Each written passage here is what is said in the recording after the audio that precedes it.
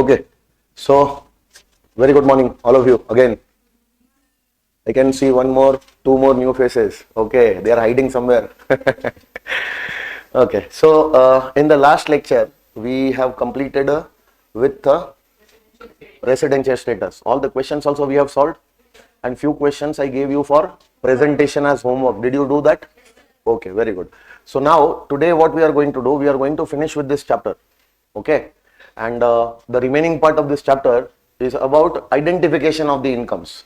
How can you identify that which income is Indian income and which income is foreign income? Okay, I would like to ask you all. Okay, so tell me, any one of you, tell me, when can you say that an income is Indian income, which is earned in India? Very good, very good.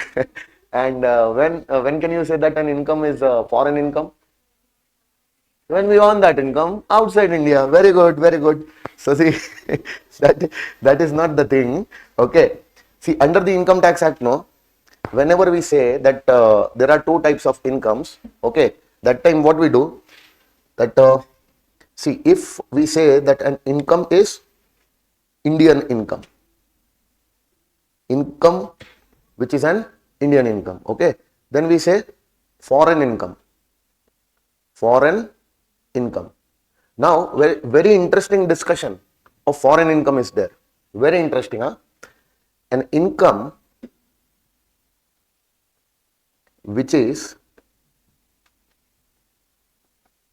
not an Indian income is your foreign income. So now you can tell me, what is an Indian income? Don't ever think about that. Okay. So Indian income, they have defined properly. For Indian income, they are saying that an income which is either accrued in India, or, what did I say? Or whether it is received in India. Okay. When can you say that an income is accrued in India? When can you say that an income is received in India? See, whatever it is, if you come to know now that one income which is getting accrued in India, that income will be Indian income. Don't try and see where it is received. Whether it is received in India or not in India will not make any difference. That income will be Indian income if you come to know that the income was accrued in India. Hello, sir. Okay. Now, put the LPG cylinder in the bag. Come on. Put it in the bag. Don't throw it. Okay. See. Hello. Accrued in India. Then the income will be Indian income. Okay. Will you then check where it is received? No need to check. Whether it is received in India or outside India will not make any effect. Why?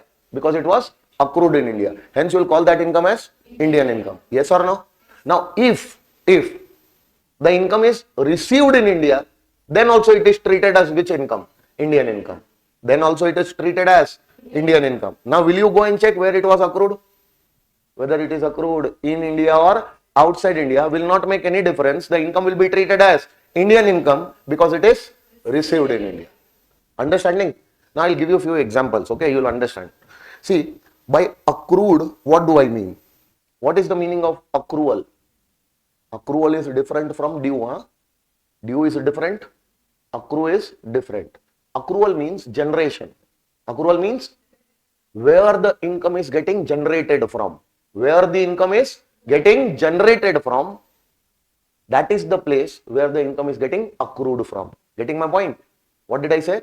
Where the income is getting generated from, that is the place where the income is accrued from. For example, I have a property in Mysore. Where? So where is my property? It is in India. So whatever rent which I will receive from that property, where the rent is getting generated from?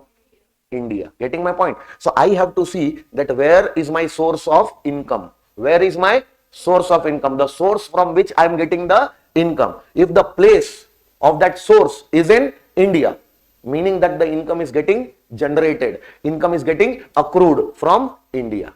If I have a property or asset which is outside India, For example, I am having a bank account outside India. Okay, no? And from that bank account, I am getting what? Interest. So interest is my income. Tell me yes or no. Where it is getting generated from? From that bank account only. And where is that bank account?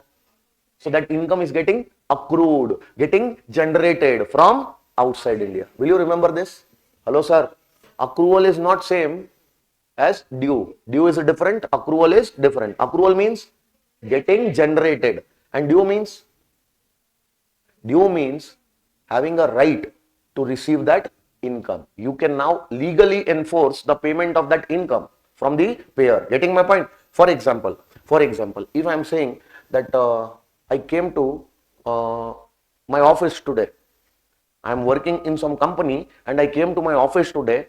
I worked for today. So will I get the salary today only or month end? So the salary will become due in the month end, but it will generate on a everyday basis. Getting my point? As in when I will go to the office, I will work, the salary will get generated. I will go, I will work, and the salary will get generated. That is known as what? Accrual. And at the month end, when the salary, I can legally enforce the payment of that salary. At that time, it is said that it is becoming due. At that time, I can say that it is becoming due. Do you know about the bank accounts? If you have a bank account, you have, for example, a savings account is there or a FD is there. Okay, you are putting your money in that bank account. Will you get the interest every day? Hello? Will you get the interest every day? Or it will accrue every day? And it will become due in the end of the quarter. Hello? Quarterly interests are credited in your account. You know, na? So at the end of the quarter, it will become due, but it will get generated on a daily basis. That is known as what? Accrual. Did you understand the concept of accrual and due? So did I say that the income is becoming due in India? Or I am saying income is getting accrued from India? Accrual means generation. And generation is different from due. Yes or no? So place of accrual, place from where the income is arising, place from where the income is getting generated should be in India. Then the income is accrued in India. Yes or no? What type of income will that be?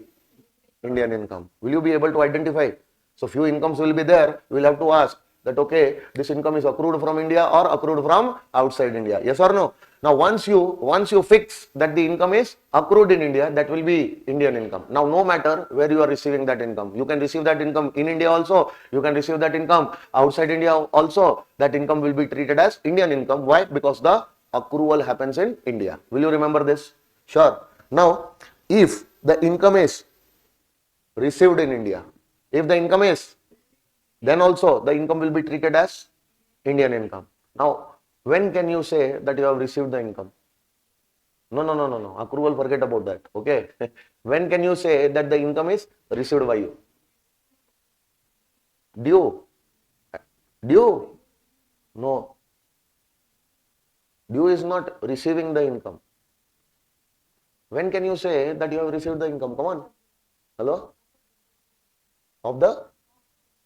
After generating the income. That is okay, but after generating the income when?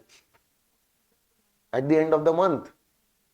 See, receipt happens when the income comes in your control for the first time. What did I say? Receipt happens when the income comes in your control for the first time. So, the place, what did I say? The place where you are getting the income in your control for the first time, that is the place you are receiving the income. If you get the income in your control for the first time in India, you will say that you have received the income in India. Getting my point? If you get the income in your control for the first time outside India, then you can say that you have received income outside India. Receipt means what? Getting the income in control for the first time. What did I say?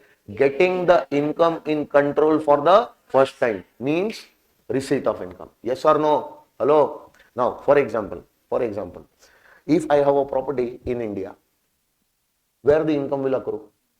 Why? Because the rental income from that property is accruing from India. Why are you saying that? Because the property from which the income is coming That property is situated in India. So income is getting generated. Income is arising from India. Got it, sir? Hello, sir. Now, for example, you are getting that income in your control for the first time. Where? In India only. Then income is accrued in India, received in India. What did I say? Accrued in India, received in India. Both are happening in India. Yes or no? So, which type of income this is? Indian income. Any one thing is sufficient, bloody both things are happening in India. Yes or no? We'll call that income an Indian income. Yes or no? Now, what if you are situated outside India? You are outside India, but your property is in India. Your property is in, from that property your income is getting generated. So, accrual happens in India, but you are situated and you are receiving that income for the first time. That income is coming in your control for the first time outside India. So, where the income is received? Outside India. Yes or no? So, what will you say? That income is accrued in India, but it is received outside India. What type of income this is? Indian income. Why? Because the accrual happened in India. So any one thing should happen in India. Okay, for example, you have an asset outside India. You have an, and from that asset the income is getting generated. So where the income is getting accrued? Outside India. But that income is coming in your control for the first time in India. So where the income is getting received? In India. Yes or no? What type of income this is? Indian income. Why? Because even if it was accrued outside India, since you received that income in India, it becomes Indian income. You just have to see the place of accrual, you just have to see the place of receipt. And on the basis of that, you will decide whether the income is Indian income or a foreign income. Now, tell me, when can you say that an income is a foreign income now? An income which is not an Indian income is a foreign income, sir. So, meaning that accrual should not happen in India. If accrual happens in India, it will become Indian income, no? As well as receipt should not happen in India. Because if the receipt will happen in India, then also it will be treated as Indian income, no? So both accrual as well as receipt happens outside India, then only the income will be treated as foreign income. Will you remember this? So can I write down? Accrual outside India, and what did I write? And received also. So that type of income is known as foreign income. Yes or no, sir? Yes or no? Now, see, sometimes even if you say that income is accrued outside India, as well as it is received, even if you say, but if the income is covered by section 9, which section? Which section? It will be deemed to accrue or arise in India. What did I say? Is it actually accruing, actually arising, or it is assumed? It is assumed by the law itself that it is arising from India. It is accruing from India. All such cases are given in which section? So, whenever you see any income which was covered in section 9, whenever you see any income which was covered in section, what will you call that income? Indian income, because it is deemed to accrue or arise in India. So, can I write down one thing? Or it is covered by section 9, that is deemed to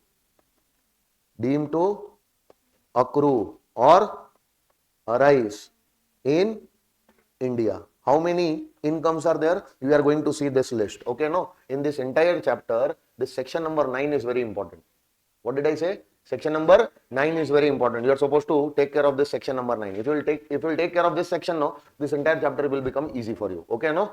And it is easy only. Don't worry. I will discuss each and every income of section number 9 with you. Okay? Now pay attention. Now you have one list with you.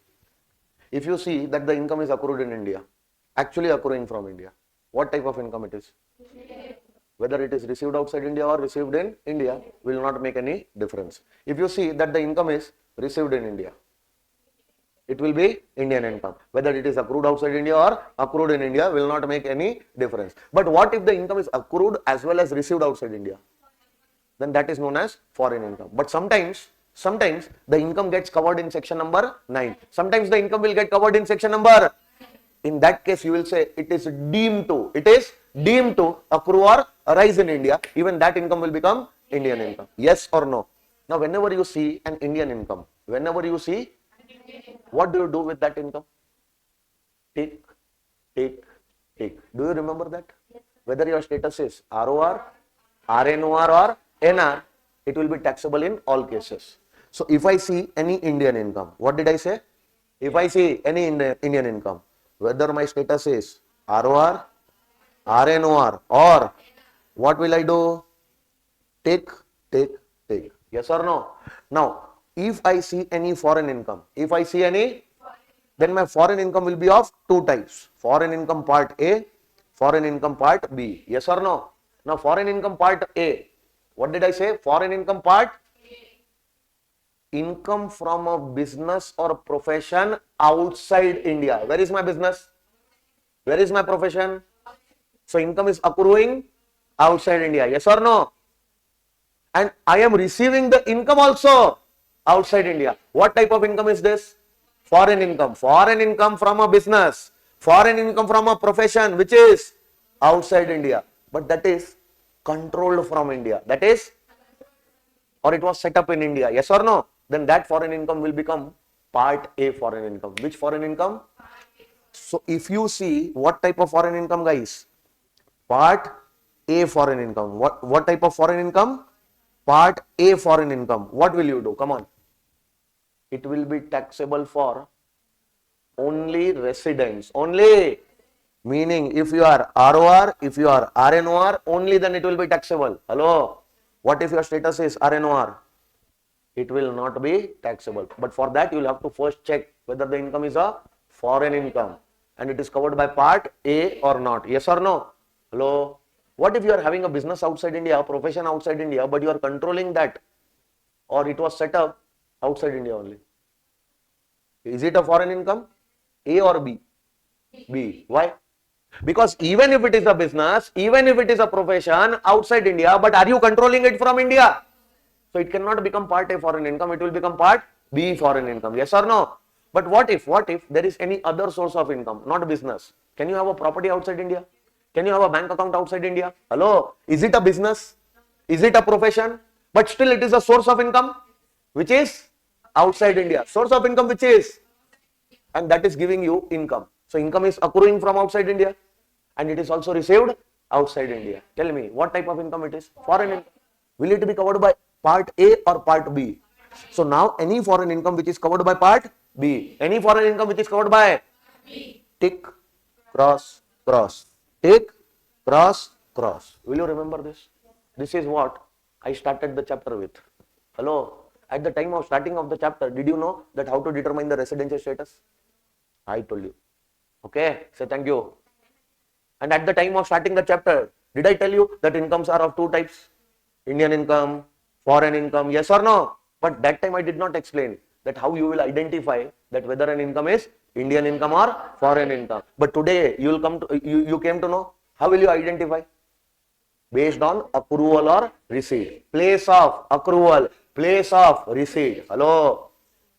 So accrual or receipt happens in India, or if the income is covered by section 9, then the income will be treated as Indian income. Yes or no? If accrual as well as receipt both happens outside India, then the income will be foreign income. Yes or no? But remember that income should not be covered by section 9. If it is covered by section 9, then it will be deemed to accrue or arise in India. Will you remember this? Now there are two more sections in this chapter. Okay. Section number 7 is also there and section number 8 is also there. How many sections? Two sections. Section 7, section 8. Section 7 talks about deemed to be received. What did I say? We are not going to do that section in this chapter. There is one more chapter which we are going to do later on. Name of that chapter is salaries. Which chapter? Along with salaries chapter, no, I will connect your section number 7, because if I will say anything right now, no, for section number 7, you are not going to understand that. So for that, we will have to wait a little bit till salaries chapter. In your salaries chapter, I will connect your section number 7. Okay? Hello? And there is one more section, section number 8. Section number, we will be doing one more chapter later on. The last head of income, 5th head, income from other sources. That time we are going to discuss about dividends. That time we are going to discuss about. So at that time, what we are going to do with dividends, no, we are going to connect section number 8. Okay, no. Right now, you are not going to understand anything about section 8 also. So these two sections, I will keep pending right now. Okay. And don't worry, I will cover both these sections, one with salary head, another with house, other sources. Yes or no? So right now, we are supposed to learn only this much. Getting my point? And now, I will start explaining section number 9. Which section, sir? Section number 9. Did you know how to identify the accrual? What is the meaning of accrual? Generated or arising. Where the income will be getting generated from, arising from? You have to see the source of income. If the source of income is in India, so income is getting generated from India, arising from India. If the source of income is outside India, if the source of income is, getting my point, then the income is getting generated, arising from outside India. Accrual is same as that of due, or both are different? Both are different. Yes or no? Now, what is the meaning of receipt? Receipt means income coming in your control for the that is the time when you can say that you have received the income. Yes or no? Now, one example I would like to ask you, and I would like to check that whether you have understood this concept of receipt or not. Okay. For example, I have a big flat outside India. Just an example. Huh? This is not a fact, real. Okay.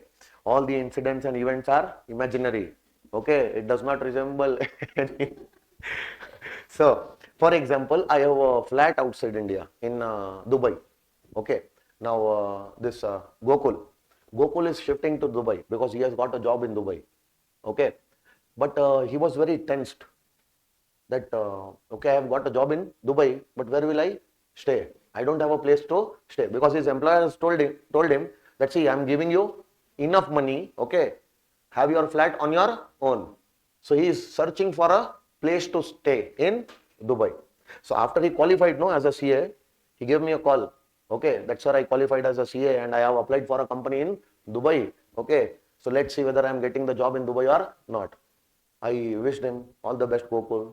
You'll get a good job. My blessings are with you. Okay, but whenever you get job in Dubai, give me that good news. Okay, so he's a good student of mine. After becoming CA also, he remembered me. He intimated me. So what happened? Fortunately, he got the job. Not because of my blessings, because of his hard work. Okay. So when he got that job outside India, immediately after 1 or 2 days, he called me that, sir, from your blessings and blessings of my elders, blessings of the Almighty, I got a job outside India. I said, wow, wonderful. Where did you get the job? He said, sir, I am getting a job in Dubai. Very big companies there. They are offering a good package. This, that. He intimated everything to me. Okay, no. Then what is happening? All of a sudden, his voice became low. He started sounding sad. I said, what happened? You should be happy. Sir, I'm very happy, but I'm little bit nervous. I don't have a place to stay in Dubai. I said, why are you worrying? Don't worry, no. I have a flat in Dubai. So you stay in my flat and pay me the rent. I said, since you are my student, no, give me less rent. It is okay. Anyways, I was going to rent out that flat to someone else. Since you are my student, you will take care of my flat also. Yes or no? So take my flat on rent. Understanding? Understanding?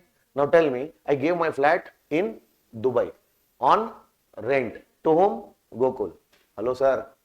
Now, for example, monthly rent converted into INR. Yes or no? Converted into INR. Monthly rent was 50,000. 50,000 monthly rent. Okay. Every month, no, I visit Dubai. Every month I visit Dubai. Just an imagination, huh? Every month I visit Dubai. And whenever I visit Dubai, that time I take that rent from Gokul. Getting my point? Now tell me, where was my property? Okay. Did I let out that property? Am I getting the rent from that property? Where that rent is coming in my control for the first time? When I'm going to Dubai and taking that rent from Gokul. Hello, sir. That rent is coming in my control for the first time. When I am in Dubai. Hello, sir. So rent is received outside India. Rent is accrued outside India. What type of income it is? A or B?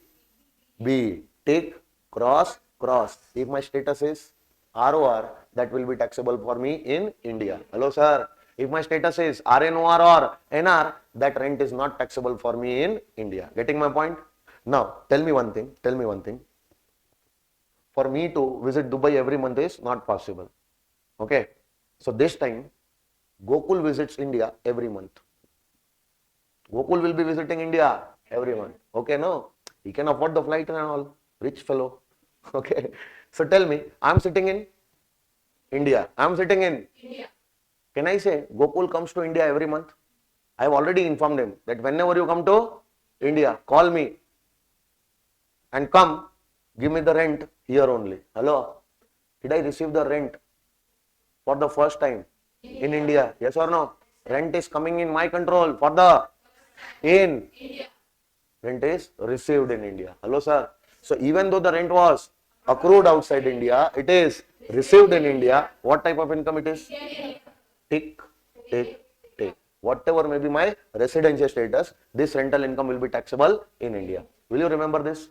But don't you think both these examples are impractical? Going outside India every month, hello, is impractical, no?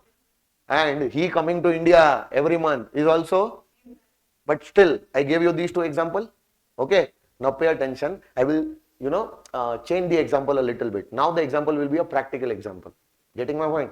Now tell me, Gokul is outside India. My property is also outside India. It is let out to Gokul. I told him that, see, Macha, you are not going to come every month. Hello? And I am also not going to come every month. Yes or no? So do one thing. Citibank. Which bank? You have heard about the name of Citibank? Yes or no? Citibank is a bank, international bank. Okay. I have an account in Citibank. And Citibank has a branch in Dubai also. Hello. Now you must be aware that what I am going to tell you. I said him that my account is in Citibank. This is my account details. I sent him my bank account details. Bank account is in Citibank. But does this bank have a branch outside India? Yes. Does it have a branch in Dubai? Yes. So I told him that Gokul, whatever rent is there, no, I will not come every month to take that rent. And you are also not going to come every month to give that rent. Do one thing. Deposit that rent in the branch in Dubai. Deposit that rent in the branch in Dubai in my account. Understanding? So that rent every month he deposits in that branch in my bank account. So the moment he will deposit that rent, where he is depositing? Where he is depositing? And that rent which he has deposited, no, will reflect here in India in my bank account, which I can withdraw. Yes or no? Now my question is, where the rent is received for the first time? In? No. Don't you think the moment he deposited that rent outside India, rent went out of his control? His control got over. Who took the rent in control? Bank on my behalf. So the rent is coming in my control for the first time. The moment the bank takes the control, takes the charge over that income. Getting my point?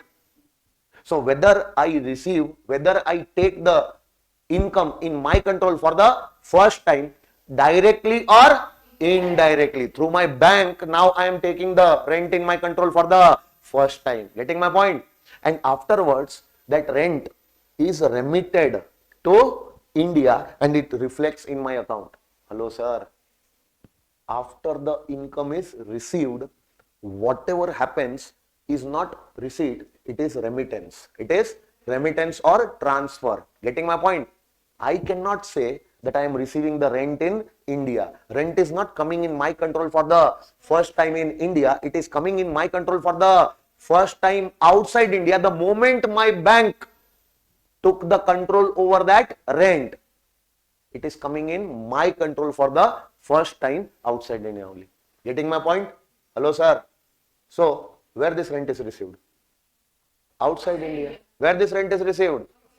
Why? Because it was deposited in the bank account which was situated outside India. And thereafter, whatever happens is remittance. Thereafter, whatever happens is remittance. I cannot receive anything for the again which I have already received. Can I receive something again which I have already received? So once after the income is received, whatever happens, you call it remittance, you call it transfer, and remittance or transfer is not treated as receipt. Will you remember this? Sure, everyone.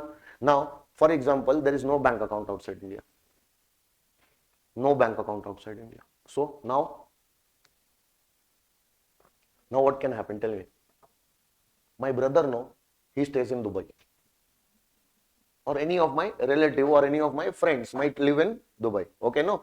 For example, my brother stays in Dubai. Every month, my brother will go and collect the rent from Gokul. Possible, not possible. And then my brother will remit that rent to me. Hello? Where is the rent received? Coming in my control for the first time. How come?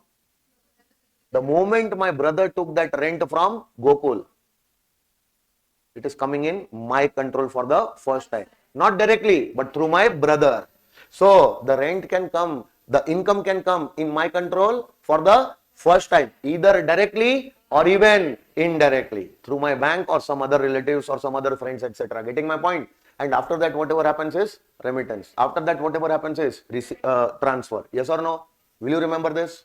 Now, the last part which we are going to discuss is section number 9. Which section we are going to discuss, friends? Section number 9. Okay, no? See, there are 10 incomes. How many incomes, friends? 10 incomes. If you remember, all these 10 incomes, whenever you see any of these incomes, you will say that these incomes are deemed to accrue or arise in India. Okay. Now, I would like all of you to read this section number 5. Go through this once. Last time when I explained this table, at that time, I was explaining only this part, red color. I told you not to read this. Hello? Now please read. You'll understand what I want to tell you all.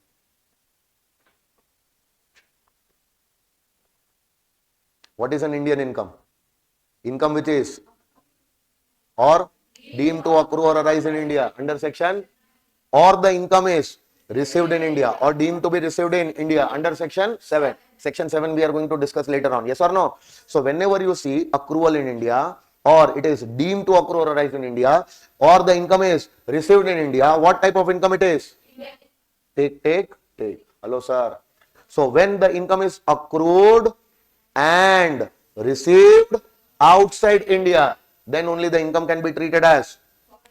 And if it is coming from a business or profession which was outside India but controlled from India or set up in India, then that type of foreign income is part A foreign income.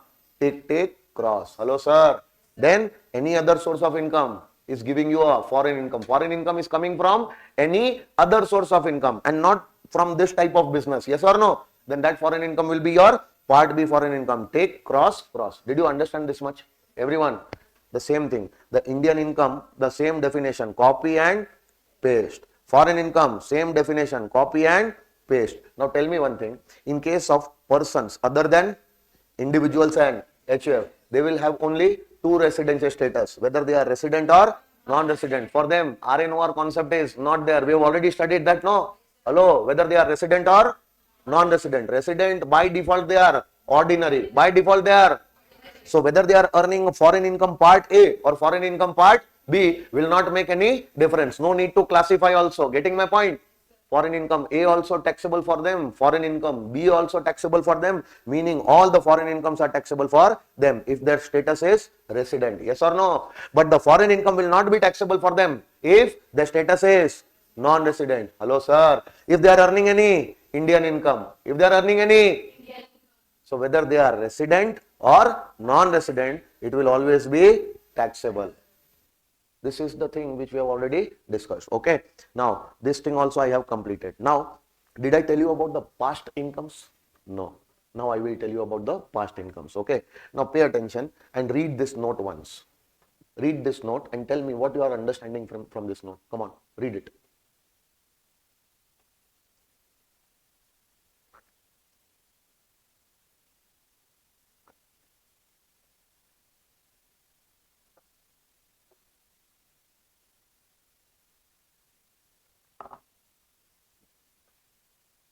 Reading done. Did you understand anything? Anyone? Am I talking about current year's income or past year's income? So in any earlier year, you might have received some income, foreign income. On that income, you might have paid tax, or it was untaxed. Hello? You might have paid tax if your status was resident in earlier year, in that year. Hello? And you might not have paid tax on that income because your status was non-resident in that year. Getting my point? Whatever it is. If that income belongs to any earlier year, if that income belongs to any, don't you think that its taxability is already finalized?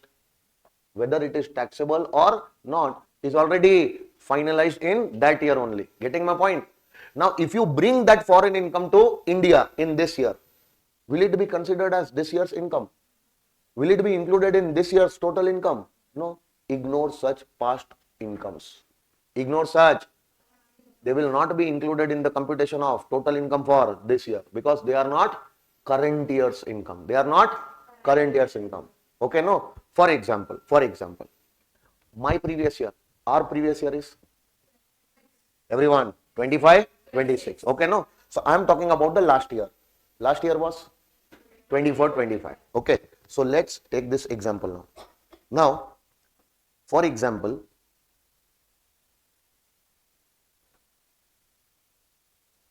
last year was previous year 24, 25 and our previous year is previous year 25, 26. Okay, so last year my residential status was, example, non-resident. What was my residential status? Or for example, I can say that my residential status was RNOR. It can be RNOR also. And in this year, no, in the last year, I earned one foreign income. Which income? For example, it was part B foreign income. Did I earn this income this year or last year? Hello? Last year, no? And what was my status in the last year? Do you remember? For RNOR, part B foreign income is not taxable. So what you would have done in the last year? Would you have paid tax on this income or it was untaxed? Yes or no? So this income was not taxable for me in the last year because my status was RNOR and based on my status I am not supposed to pay tax on this income. Yes or no? Taxability is already done. Taxability is already done. Last year only. The taxability is finalized. Now, in the previous year 25-26, I moved to India. I am staying in India. Throughout the year I am in India. And my status in this year can change. Is it necessary that my status will always be RNOR? This year my status can change, no? For example, this year my status became ROR. This year my status became. And this foreign income which was not taxed earlier, I am bringing that foreign income to India in this year. So the foreign income of any earlier year brought to in the current year. Now, can the government say that since you have brought that income to India, include this income also in the computation of your total income? Because your status is, what I will say? Sir, you have already finalized the taxability of this income in the last year only. Because this is not my current year's income, this is my past year's income, and in the past year, its taxability is already finalized based on my residential status of that year. And just bringing that income to this year does not make this income as current year's income. I am not going to include this income in the computation of my total income for this year. What I am going to do? Ignore. What I am going to do? Will I include such type of incomes in the computation of my total income? The answer is no. Ignore, ignore, ignore. Whatever will be my residential status will not make any difference. This income I am not supposed to take in the computation of total income for this year. Why? Because it does not represent my current year's income. Its taxability is already finalized. Will you remember this? If you will ever see such type of income and if you will see that this is brought to India, what you will do? Ignore, ignore, ignore. Will you remember this? Hello, sir. Should I move ahead? Now let's go to the next note.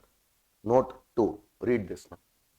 An income which is under the provisions of shall be exempt for irrespective of the. Can there be an income which is exempt as per Income Tax Act? Hello? There is one section. Section number 10. Which section? There are many incomes given in section number 10. List is given. Entire section number 10. First income, second income, third income, fourth income. List of incomes are given in section number 10. We are going to do section number 10 also. Yes or no?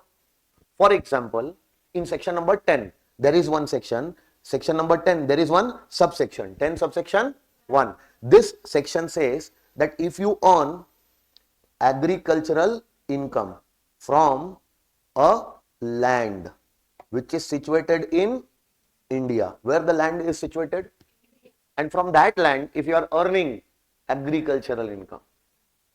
See, agricultural income can be earned from a land situated outside India also. Am I talking about that agricultural income? Or I am talking only about that agricultural income which you are earning from a land which is situated in India. This is Indian agricultural income. Which income? Now, section 10(1) says that if an Indian agricultural income is there, meaning an agricultural income which you are earning from a land which is situated in India, land which is situated in, that will be fully exempt. That will be. Now, section 10(1) is over. Now, under section 10(1), no, it is nowhere written that it will be exempt only for ROR. Only if you are RNOR, only then the exemption will be given. Is it written anywhere? So, even if your status is ROR, or your status is RNOR, or your status is this income is exempt, government does not want to take tax on this income. So, whenever you see such type of incomes which are exempt, whenever you see such type of incomes which are, you don't bring those incomes in the computation of your total income. Hello, sir. Exempt incomes are those incomes which will not form part of your total income. Which incomes will go in the calculation of your total income? Only the taxable incomes will go. And taxable incomes will be taxed on the basis of your residential status. Getting my point? Hello. Do you remember that entire process of calculating the total income? We are supposed to take the receipts, which are incomes and not exempt. Hello. Which are taxable incomes. Do you remember? And by taking this taxable incomes only, we calculate our total income. This taxable income will be included in the computation of my total income, or may not be included in the computation of my total income. Depends on two things: my residential status and nature of income. But that we do for taxable incomes. Getting my point? Exempt income never forms part of the computation of your total income. Will you ever take the exempt income in the computation of your total income? No. So whatever is your residential status, ROR, RNOR, NR, don't take the exempt incomes in the computation of your total income. Ignore, ignore, ignore. Hello, sir. So even if you are ROR, don't take it in the computation. If you are RNOR, don't take it in the computation. If you are NR, then also don't take in the computation. Why? Because this income is exempt. By exempt, what do I mean? These incomes will not form part of your computation of total income. They will be left out from the computation of total income because the government does not want to charge tax on these incomes. Getting my point? From all of you all, whether your residential status is ROR, RNOR or NR. Getting my point? Hello, sir. So this was your note number 2. Okay. So these 2 notes I kept pending. Now the notes are done. Everyone. Now you read this chart. You will understand. See, if an income is accrued in India and it is received also in India, it will become Indian income. Take. If the income is accrued in India and it is received, but since it was accrued in India, no, it will become Indian income. Take. What if the income is accrued outside India, but it is received? Still it will become your Indian income. You will call an income a foreign income only if it is accrued outside India and received outside India. Then only it will be treated as foreign income. But if it is a foreign income from a business or profession which is controlled from India or set up in India, then This will become part A, foreign income. Do you remember? Take, cross. And when an income is accrued outside India and received outside India, it will become foreign income from any business or profession which is controlled from or set up or from any other source. It will become part B, foreign income. Yes or no? So if you will see this chart only, no, you are not supposed to read the entire stuff ahead. This is just a summary of what we have learned so far. Yes or no?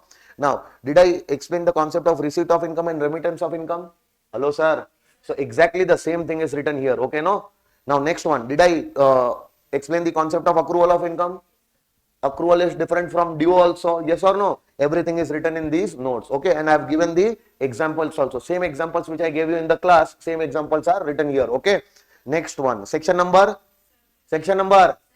These many things are there, but read the note. To be done with salary set. Then section number 9 is there. Section number 9. So let's now start with section number 9. The moment section 9 will be over, chapter is over. Then we are going to do some questions. Okay, no? Whether we are actually able to identify the incomes or not, and what type of questions might come from this chapter, if at all. Getting my point? First, following incomes. What did I say? Shall be deemed to accrue or? See the list they have given. In section number 9, we are covering all these incomes. Okay.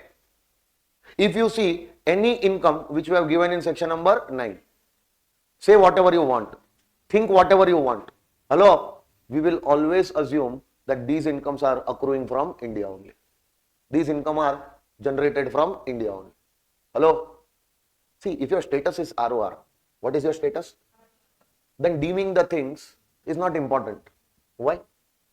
Because anyways, you are going to pay tax on your global incomes. Hello? Whether you are earning that income as Indian income or foreign income will not make any difference. You are going to pay tax on your all the incomes. Yes or no? There is no, there is no reason to deem incomes in your case.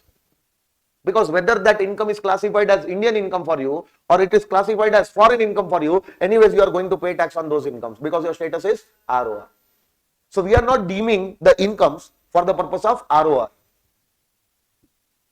We are deeming the incomes for the purpose of RNOR and NR. Section number 9 comes into the picture in the case of RNOR or NR. Now, in case of RNOR or NR, if it is proved that the income is accrued in India or the income is received in India, then also there is no point of deeming them. Hello, sir. Because that will become Indian income. Hello.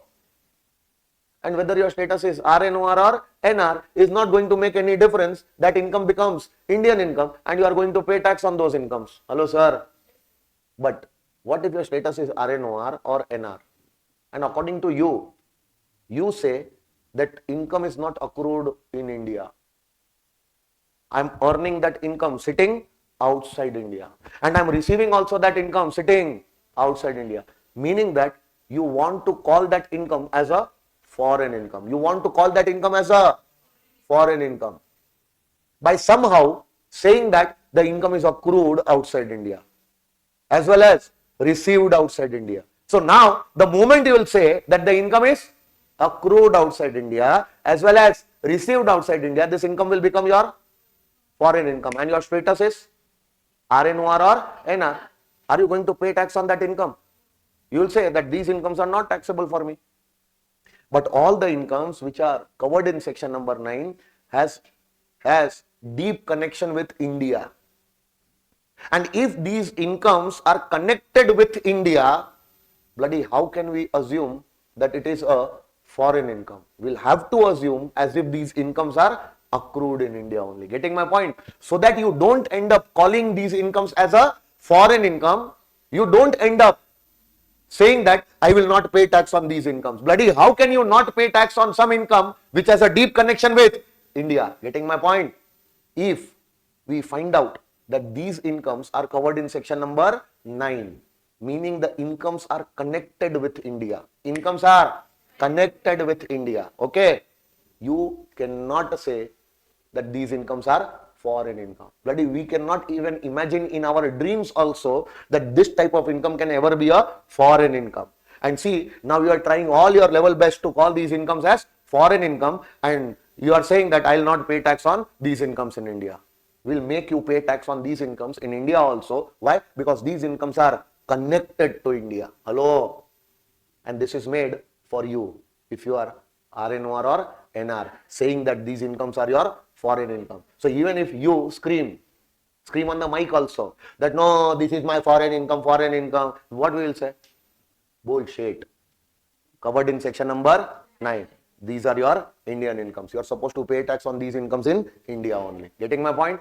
So one by one, we are going to cover all these incomes. Yes or no? So first income is any income which is accruing or arising directly or indirectly through or from any business. Did you see a connection with what type of connection? Business connection. What type of connection? So do you have a business connection in India?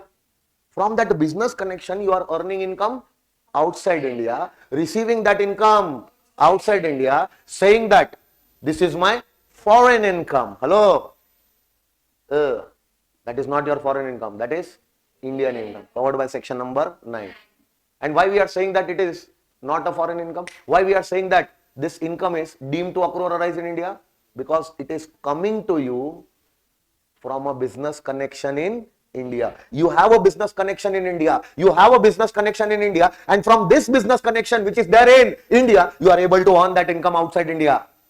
And now you are saying that it is your foreign income. Bullshit. This is your Indian income. Hello, sir. Sir, give us one example now. I will give you. Don't worry. But did you understand this much? If you have a business connection in, and from that business connection, if you are earning some income outside, you are sitting outside India, and from this business connection in India, you are earning some income, and you are receiving also that income. So what you will say? Accrued outside India, received outside India, foreign income, my status is RNOR, NR, I'm not going to pay tax on that income. Can you say that? Hello? Why? Because section 9 says that the income which you are earning outside India from a business connection in India is deemed to accrue or arise in India. Now, one example I will take. Okay. You are selling some products outside India, meaning you have a business outside India. Let's say you are selling cars, luxury cars outside India. So in Germany, you are selling cars. Who are you? You are a non-resident sitting in Germany, doing your car business, luxury car business. Where? Outside India. Where the customers will come? Outside India. Where you will make the sales? Outside India. Where you will get the money? And you are a non-resident. Yes or no? But out of all the cars sold by you, few cars you are selling through a business connection in India. You had an agent in India. You had an agent in India who is referring some customers to you outside India. And to these customers referred by agent in India, to them also you are selling the cars, no? So all the cars you are selling, entire income is not your Indian income. Hello? But out of the entire sales, some of the sales are made through this agent, which is in India. Agent is what? Business connection in India. Only an agent can have? No. You can have a branch in India. You can have a factory in India. You can have a subsidiary in India. Yes or no? And through them, if any income you are earning outside India, hello, am I saying your entire income which you are earning outside India? No, no, no, no, no, no. Only the income which you are earning outside India through this business connection will be treated as your Indian income. Got it, sir? So can you have a branch in India? Can you have an agent in India? Can you have subsidiary, etc. in India? So all these are considered as what? Business connection in India. Getting my point? Now in CA final, no? In CA final, direct tax, you will again learn direct tax, same subject, but advanced concepts. Okay, no? At that time, in CA final, there is a concept of non-resident taxation. What is a concept? That time, again you will come across to this term, business connection in India. That time, entire minimum 1.5 hour discussion is there just to know that when it can be said that you have a business connection in India. 1.5 hour discussion is there. But that discussion, if I do right now, no, from tomorrow onwards, you are not going to come. Getting my point? And you are not going to understand, and that is not applicable also for your CA intermediate. Let's wait for final CA to come. We'll understand that also. But right now, whatever I have told about business connection, that basic thing, have you understood? Hello? If you have any business connection in India, branch in India, agent in India, subsidiary in India, any type of connection, business connection in India, and through this business connection, it is proved that you are earning some income outside India, then that income cannot be treated as your foreign income. Whatever you say, it will be deemed to accrue or arise in India. Yes or no? Now, one more example I will give you. One more example. See, I am a manufacturer in Germany. My status is non-resident. I am a manufacturer in Germany. For example, I am manufacturing these type of mobile phones. Okay. Now, to manufacture such type of mobile phones, no, I want the motherboard inside, I want the camera, etc. Yes or no? All the parts of this mobile phones. See, it is not necessary that if I am manufacturing this mobile phone outside India, so all the parts of this mobile phone will be manufactured there only. Few of the parts are manufactured in India. For example, the camera. For example, the camera. Camera is manufactured in a factory in India. So, do I have a factory in India? Hello? That factory is manufacturing the entire mobile phone or only the cameras? The cameras are first manufactured in India, Indian factory. Why somebody will manufacture the camera in India? Because of the availability of cheap labor, easy access to raw material, hello, and less cost of production. Yes or no? There can be many variables based on which the businessman will take such type of decisions. It is always better to manufacture my cameras in India, because if I start manufacturing these cameras in Germany, it will cost me too much. And if the manufacturing cost of camera in Germany will become too much, so because of that increased cost of camera, my ultimate product will be more costly. Getting my point? So I want to make my product a little bit cheaper, earn more profits. Yes or no? Hello? So it is advisable for me to manufacture my camera in India. Because if I do that, what will happen? Cost of production of camera will come down. Yes or no? And that way, I will save a lot in the cost. My profits will increase. So I took this decision and I set up a factory in India. Now this factory is manufacturing entire mobile phone or only camera. Once the cameras are manufactured, these cameras are then sent to Germany. Now in Germany, the entire mobile phone is getting manufactured. Yes or no? In that mobile phone, the camera will be assembled. Yes or no? And this entire mobile phone is sold in Germany. Sales is happening in, money is received in foreign income. But don't you think that out of that foreign income, out of the sales, some part of the sales revenue will be related to the camera? The sales amount, for example, one mobile phone is sold for $100. How much? Example, I am saying about dollars. Okay, no. One mobile phone is sold for $100. Don't you think that in that $100, some amount is also recovered for the camera? Hello? Will I include the cost of camera also in the sale price? Understanding? So if the cost of camera is also included in the sale price, don't you think that out of the entire sale price, some of the sale price relates to this camera which was manufactured in India? Can I say out of the entire income, some income is through that business connection in India. Proportionately, that income will be calculated and that income will be taxable in India. Not the entire income from sale of mobile phones, but out of the entire income, some income relates to the camera which was there in the mobile phone, no? So only to that extent, only that proportionate income which is related to this business connection in India, that will be deemed to accrue or arise in India. That will be taxable in India. Will you remember this? Yes or no? Only this much is sufficient for you. Okay.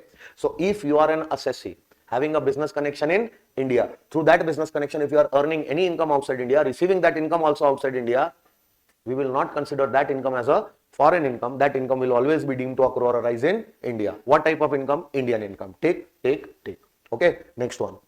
Any property or asset or source of income which is situated in Where is the property? Where is the asset? Where is the source of income? And from that you are earning income outside India and receiving also outside India. How can we say that it is a foreign income? Bloody, if your source of income is in India, your asset is in India, your property is in India, and from that, whatever income you are earning sitting outside India can never be treated as a foreign income. Even if you receive that income outside India, it will always be deemed to accrue or arise in India. Sir, give me one example. No, I've already given you one example. Gokul. Where is he? Am I giving my flat on rent to him? I am also in Dubai. Where am I? Where is Gokul?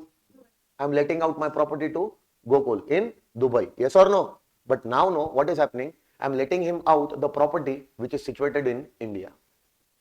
Why? Because Gokul has come to Dubai. His parents are staying in Bangalore. Hello? So Gokul was saying that, sir, since I have come to Dubai and I don't have a house in India, and in the old house, my landlord is saying to vacate the house. So I want one house in Bangalore so that my parents can stay over there. I said, no problem, Gokul. I have one house property in Bangalore also. In the same way, I have a property in Dubai. I can have a property in Bangalore also. So sitting there in Dubai only, sitting there in Dubai, I am also in Dubai. Gokul is also in Dubai. I am letting out my Bangalore property to him. Getting my point? Why? So that his parents can stay over here. I said that I will arrange for the keys and all. Okay. Tell your parents to stay in my house. I am giving you my house in Bangalore on what? Rent. Sitting in Dubai only, I have let out my Indian house property to Gokul. Let out the property outside India. Hello, let out the property outside India and he will give me rent also outside India. But that rent belongs to, that income belongs to a property, an asset or source of income which is there in India. Can it be treated as a foreign income? Can I say that I am letting out the property sitting outside India, I am earning the rental income also outside India, received also outside India, accrued outside India, it is my foreign income? Can I say that? No. Since your property was situated in India, since your asset is situated in India, since your source of income is situated in India, any income which you receive outside India, hello, which you earn outside India from this property, this asset, even if you receive it outside India, cannot be treated as foreign income. It will always be treated as your Indian income. Number one, business connection in India. Number two, asset, property or source of income in India. Number three, transfer. What did I say? Of a, which is, now instead of letting out my property to him, I sold my property. Property is what? Capital asset. Property is, can I sell my Indian property to Gokul? We both were in Dubai. Hello, he wanted to make one investment in India. So I said, where do you want to invest? He said that, sir, I want to buy a property in Bangalore, Indiranagar. I said, yeah, I have a property in Indiranagar. So I showed him the pictures and all. And he told his parents, he told his family members to visit the property. Even he came down once to see the property. Everything he liked. Okay. He came back to Dubai. Where am I? Dubai. Where is Gokul now? I asked him, did you visit the property? He said, yes, sir. I visited the property. Even my wife also liked the property. My kids are very happy because there is a small garden outside. Okay. They started playing only as if it is my house. So I'm very much interested to buy this property. I said, well, then okay. Let's do a sale agreement. Sale agreement entered outside India. Hello. And he gave me the money. Sale consideration outside India. Did I transfer an asset, capital asset, outside India only? But that capital asset is situated in India. Hello, sir. How can I treat that income a foreign income? Will the government ever agree to this? Otherwise, everyone will go. See, if staying here, if we sell the property, no, then the income will become Indian income. Both the buyer and seller will go outside India. Let's go to Dubai. Oh, Dubai is very costly. Let's go to Nepal. Let's go to Bhutan. Nepal, Bhutan is very nearby also. And the travel cost is also very less. We'll go to Nepal, we'll go to Bhutan. Both the buyer and seller going there, entering agreement there only. Hey, we are not going back to India right now. Huh? Give me the money right now, here only. Money comes in my control for the first time outside India. Where is the sale agreement entered? Outside India. I have made the sale outside India. Received the money outside India. Bloody, you are selling a capital asset situated in India. How can we treat that as a foreign income? Understanding or not? Always an Indian income. Even if the income is earned outside India and received outside India, but is it coming through transfer of a capital asset which was situated in India? Yes, always an Indian income. Will you remember this? Everyone. So business connection in? You have to remember all these points, huh? Business connection in? Yeah. Asset, property or source of income situated in India. From this, whatever income coming outside India, received outside India, will be deemed to accrue or arise in India. Yes or no? Third point. Now you are transferring a capital asset outside India, receiving the income also outside India, but that capital asset was situated in India. Then also the income is Indian income because it is deemed to accrue or arise in India. Will you remember this? Very good. Now come to the second point. Okay. See, second point, if you will read this part, no, okay, this is a technical language which I have used, but I will make it simple for you. Okay. See, if you are working with some company, you are an employee in any company. Okay. What are you going to get from that company? Salary, no? Salary is your income. Hello? Salary is your income. Now, please pay attention. Why do you get salary from your employer? Why do you get salary from your employer? Because you are providing your services to your employer. As an employee, you are providing your employment services to your employer. Yes or no? So can I say salary is an income? Salary is an which you can receive because of your services, because of your which you are rendering to your employer. Now, if you render your services to your employer in India, if you render your services to your employer in, and for those services, if the salary becomes due, how can that be treated as a foreign income? Can it be treated as a foreign income? The salary income which becomes due for you, hello, which you are receiving, yes or no? That salary income is for the services which you are rendering. And bloody, where are you rendering your services? So the services which were rendered in India, for those services, whenever some salary will become due or whenever that salary you will receive, that can never be treated as foreign income because the salary is in respect of the services which were rendered in India. Getting my point?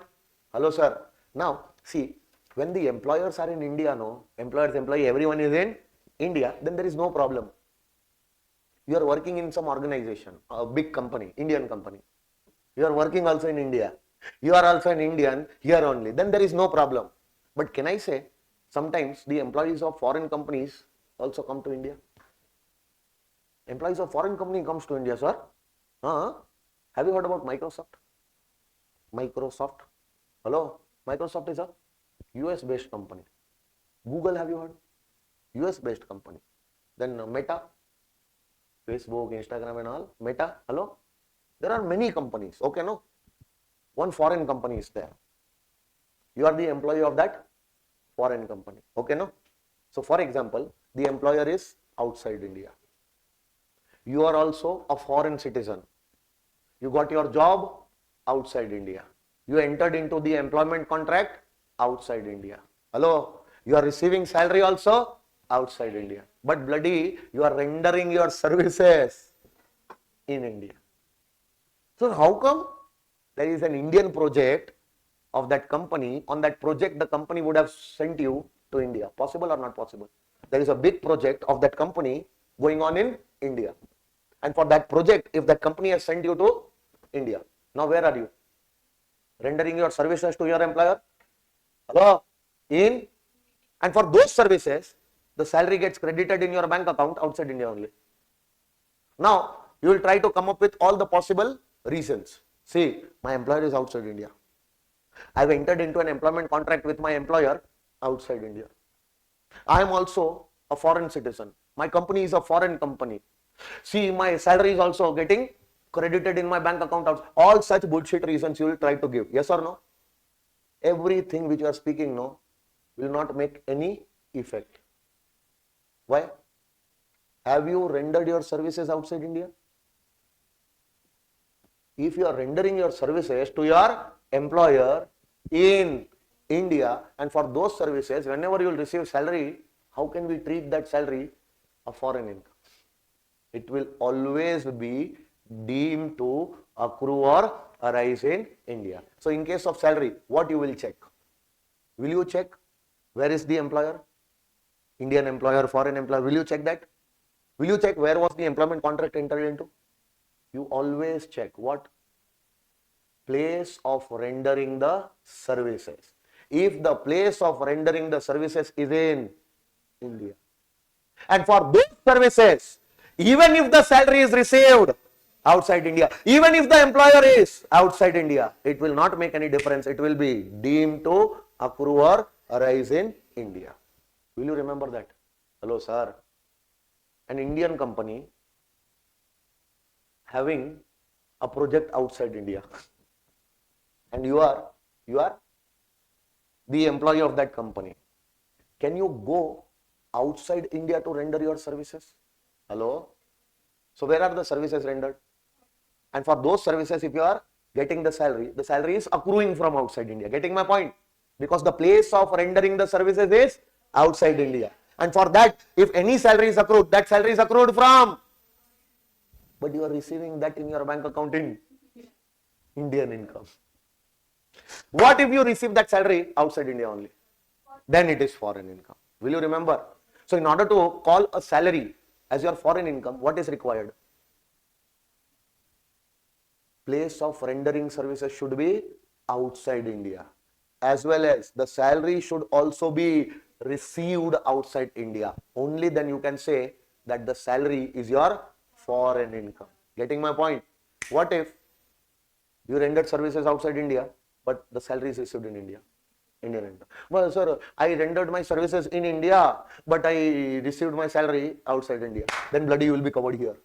Hello? Then it is deemed to accrue or arise in India. Will you remember? Why we are investing more time in this section, Students get, too much confused in this section. There is no clarity at all.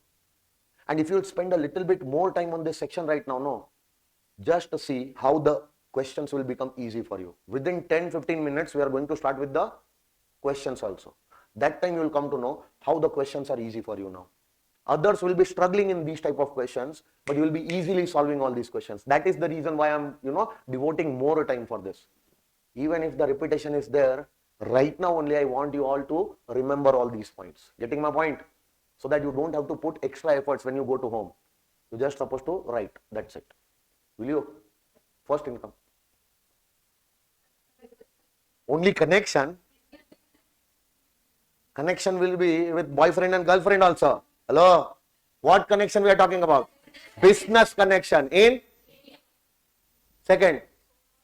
Any property, asset or source of income situated in India. From this, if you are earning income outside India and it is received also outside India, always deemed to accrue or arise in India. Third income. Situated in India. And from that transfer, if you are receiving income outside India, cannot be treated as foreign income. Even that is deemed to accrue or arise in India. Will you remember this? Now the next income, fourth income which we saw, income from salary shall be regarded as income earned in India if it is payable for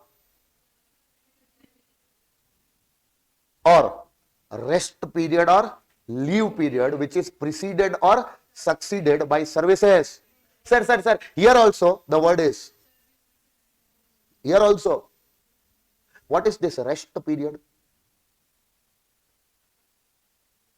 Leave. What is this rest period? This is retirement. This is retirement. What is this leave period? This is your leave. Okay, no? Sometimes when you retire, sometimes When you retire. After retirement, you get what? Pension. Even that is your salary. And while you are working for your employer, during that, do you get leaves also? If you don't take any leave, no, even though you are entitled to take that leave, your employer is saying take 30 days leave. I am giving 30 days leave. Hello, even if you don't come for 30 days, no, I will pay you salary for these 30 days. Did you take these leaves? No. So the 30 days leave which was allowed by the employer, which you did not take, for those leave days, you are going to get encashment. You are going to get encashment. That is known as leave salary. That is known as, we are going to do these two things in detail in salary chapter. Don't worry about that, okay? But right now understand, we are talking about pension, we are talking about leave salary. Pension is received, pension is in respect of your services which you have rendered in India. So now, after rendering your services in India, you have settled in Bangladesh. Any country. For example, you settled in, but you rendered your services in. So, for the services which you have rendered in India, your employer is giving you pension, which you are receiving during your rest period, which you are spending outside. I am receiving this pension in Bangladesh. One slab from this side, one slab from this side. Can you say that it is your foreign income? This pension, this is a salary for your rest period, becomes due for your services which you have rendered in. How can we bloody call this pension as your foreign income? Even this is your Indian income. Getting my point, everyone? Sir, when I was rendering my services in India, no, at that time I got some leave which I did not take. Now I am getting the encashment. Bloody, you are getting the encashment of those leaves to which you were entitled to while rendering services in. And for that, if any encashment is happening, how can you say that it is foreign income? Because that leave encashment is coming in respect of leaves which you have earned while rendering your services in India. Even that will be treated as Indian income. Even if you are sitting outside India and receiving it, you cannot say that it is your foreign income. You just have to see one thing, where the services are rendered. If the place of rendering of services in India, then whatever salary which you receive, whatever pension which you receive, whatever leave salary which you receive in respect of that service will always be deemed to accrue or arise in India. Even if you receive it outside India, will not make any difference. So when can you say that the salary is foreign income? Services must be rendered outside India. And for that, the salary also should be received outside India. Only then you can say that salary is your foreign income. A or B? A or B? B. Because this is not a business income. This is not a profession income which is controlled from India, set up in India. This is any other foreign income. Yes or no? Tick, cross, cross. Will you remember this?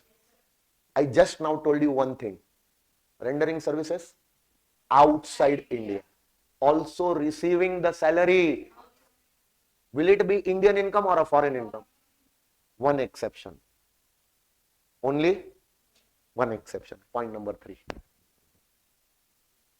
If you have rendered services outside India and receiving the salary also outside India, even though it is foreign income, but in one case, no, we will deem to accrue or arise in India. If you are receiving that salary from Indian government and you are an Indian citizen. Are you an Indian citizen? Rendering your services to the government outside India. Hello? And from government, if you are receiving that salary outside India, then in that case only, it will not be treated as foreign income. It will be treated as Indian income, deemed to accrue or arise in India. Hello? In every other case, you can treat it as a foreign income. But this one case only, there is an exception. Can you give me an example where an Indian citizen is rendering services outside India to the government as an employee? And for that, he is getting salary also outside India. Foreign diplomats, Indian embassy, US embassy, Canadian embassy. Have you heard about it? Where will be Indian embassy? India. Where will be US embassy? Tight slap. US embassy will be in and Indian embassy will be therein. So you are an employee of government of India, deputed by the government of India to an embassy outside India. Possible or not possible? So will you be rendering your services to your employer? Yes. Who is your employer? Government. Who is your employer? You are an Indian citizen. Government is your employer. Are you rendering your services to the government outside India? Yes, because you are a foreign diplomat. You might be deputed in any foreign country. Yes or no? So will you every month come to India to take the salary from the government? Stand in the queue, take the salary. Oh, you working in Canada embassy. Come from Canada embassy, take the salary, again go to Canada. Will this happen? Or there only you are going to get your salary? You are rendering your services? There only, no? Canadian embassy you have to work. So where is the Canadian embassy? In Canada, no? So are you rendering, Indian embassy you are working. So Indian embassy in Canada. Indian embassy in Canada. You will be working there. So tell me, you are rendering your services outside India. For that, are you going to get the salary in India or there only? An Indian citizen rendering services? For that, receiving salary also? Usually it should be foreign income, but this is an exception where it will not be treated as foreign income, it will be treated as Indian income, because this salary is also covered by section number 9. So when you render services in India, then also it is Indian income. But when you render services outside India, in one case it will be treated as Indian income, and this is the case. The salary coming from government of India to citizen of India for rendering services outside India, that salary will be treated as Indian income. Now these type of employees get the salary also, and along with that they get allowances, perquisites, etc.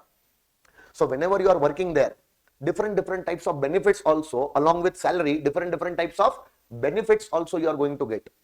Like some allowances you will get over there, some benefits, personal benefits, like car you are getting some accommodation, etc. Yes or no? You will be provided with some servants, etc. over there. So these are some benefits which you are going to get. So these benefits, whenever some benefits of personal nature are given, they are known as what? Perquisites. They are known as, in smart words we call it perks. What we call it? Perks. So your employer is giving you salary. Your employer is giving you Indian income or not an Indian income? Indian income. Hello? Taxable or not taxable? Taxable. But if along with this salary you are getting allowances also, as well as perquisites also, where are you getting those allowances and perquisites? In India or outside India? These type of perquisites and allowances are known as foreign perquisites, foreign allowances. What you will call it? Fully exempt under section 10(7). Fully, who is getting this allowance? Indian citizen from government, employer, yes or no? Where he is getting? So those type of allowances and perquisites will be treated as foreign income or Indian income? Indian income, but will not be taxable, will be fully exempt. But is he going to get salary over there? Will be treated as Indian income and taxable also. Okay? Hello, sir. So these 2 points, no, please be very careful. Again, these 2 points I will check at the time of salary chapter. I will ask you whether you remember these 2 points or not. In the first lecture of salary, I will ask you these 2 points. Okay? Will you remember this? Sure? Okay. Now coming to the 4th point. See how many incomes we have done so far? Business connection in India, asset, property or source of income situated in India, capital assets situated in India, services rendered in India, for that salary you are getting, services rendered outside India, salary also received outside India, but you are an Indian citizen receiving that salary from government. Only in this case it will not be treated as foreign income, it will be treated as Indian income. Yes or no? Now are you getting dividend? When do you get dividend? When you buy shares. You have bought the shares of Indian company. You bought the shares of? Where is the company? So where the shares will be? On those shares, whenever the dividend will come, even if you receive that dividend, will always be deemed to accrue or arise in India. We cannot consider this income as foreign income. Yes or no? Possibly you are a non-resident. You are a you are sitting in US. Sitting in US, can you invest in the shares of Indian company? Yes. Did you come to India? Definitely not. You never came to India. But sitting in US only, you have invested in the shares of some Indian company. And now that Indian company pays you dividend outside India. You will go and tell the government that, see government, I'm a US citizen. I'm also non-resident for your country. Sitting in US only, I have invested in the shares of Indian company, and that Indian company is paying me dividend on my investment which I have made while I was outside India. I never came to your country. So this dividend cannot be treated as my foreign income. What the government will say? How can you say that this dividend is your foreign? Bloody the dividend which you are getting is on shares of definitely accruing from India. We cannot call it your foreign income even if you are receiving outside India. It will be deemed to accrue or arise in India. Will you remember this? Yes or no? But if you receive that dividend in India, then there is no need to deem also, no? Then it is accrued in India, received in India, automatically it will become Indian income. When it will be a need to deem it? When you receive it outside India. And who will receive it outside India? Normally a non-resident or RNOR only sitting there who would have invested in this company. Yes or no? Understood? Now this point if you will understand, no, point number 5. Then point number 6 and point number 7 will be a piece of cake for you. But for that, you will have to pay a little bit attention to point number 5. If you will understand point number 5, 6 and 7 will be very easy for you. Okay? Hello sir. What type of income we are talking about now? What type of income? Why do you get interest first? Tell me. If I am saying that I am giving you interest, why would I give you interest? Why would I give you interest? Hello? Yesterday night and when I was sleeping, no, God came in my dreams and he told me to give you what? Interest. That's why there might be something which would have happened, no? Because of that I am giving you. So what would have happened? You might have given your money to me for use. In simple words, you might have given me loan. You might have given me. So have you given your money to me? Will I use your money? And after the use is over, will I return the money? Give me your money for some time. No, I want to use your money. You are a very wealthy person. You are a rich person. Okay, no. Give me your money. No. I will use your money for some time. And I will, once my use is over, no, I will return back that money. You say, okay. Take my money, use, and then return. But pay me something extra for the use of my money. That extra which I will pay for using your money is nothing but interest. The things cannot be simpler than this. I'm trying to make the things as simple as I can. Okay. But you have to be attentive. Now pay attention. Interest is an income which you are getting. Interest is an income which you are getting for use of your money. For remember this thing. Okay, no? Now tell me, are you an assessee? Become an assessee. Okay, no? Are you an assessee? Are you receiving interest? If that interest is received by you from the government, from the which government? Either it will be central government or state government, will not make any difference. Are you receiving that interest from government? Always deemed to accrue or arise in India. Always your Indian income. Sir, why the government will give me interest? Bloody, you have given your money to government. Sir, why would I give my money to the government? Bloody, you have invested in government bonds. You might have invested in government securities, meaning that you have given money to the government. Hello? Who will use your money? Who will use your money? Which government? Government of India? Central government or? Where they will use your money? Definitely. Hello? And even if they are not using your money in India, you are never going to ask government that where you are using my money. Because I am government. I can do anything. So you are not supposed to ask to the government that where you are using my money. Are you getting the money from the government? Are you getting the money? Are you getting the interest from the government? Always deemed to accrue or arise in. See, whenever you get any income from the government, no, that is always deemed to accrue or arise in India. This is the first example, and one more example you have already seen.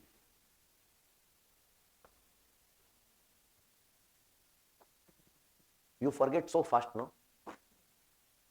This is the second time we are seeing that whenever the income will come from the, it will always be your Indian income.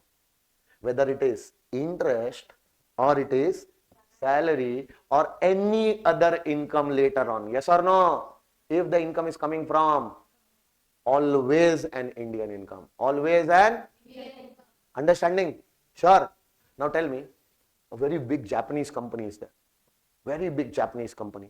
Can that Japanese company give a loan to the government? Our government will go and ask for the loan from Japanese company. Possible. Metro project is going on in Bangalore. Example. Okay, no.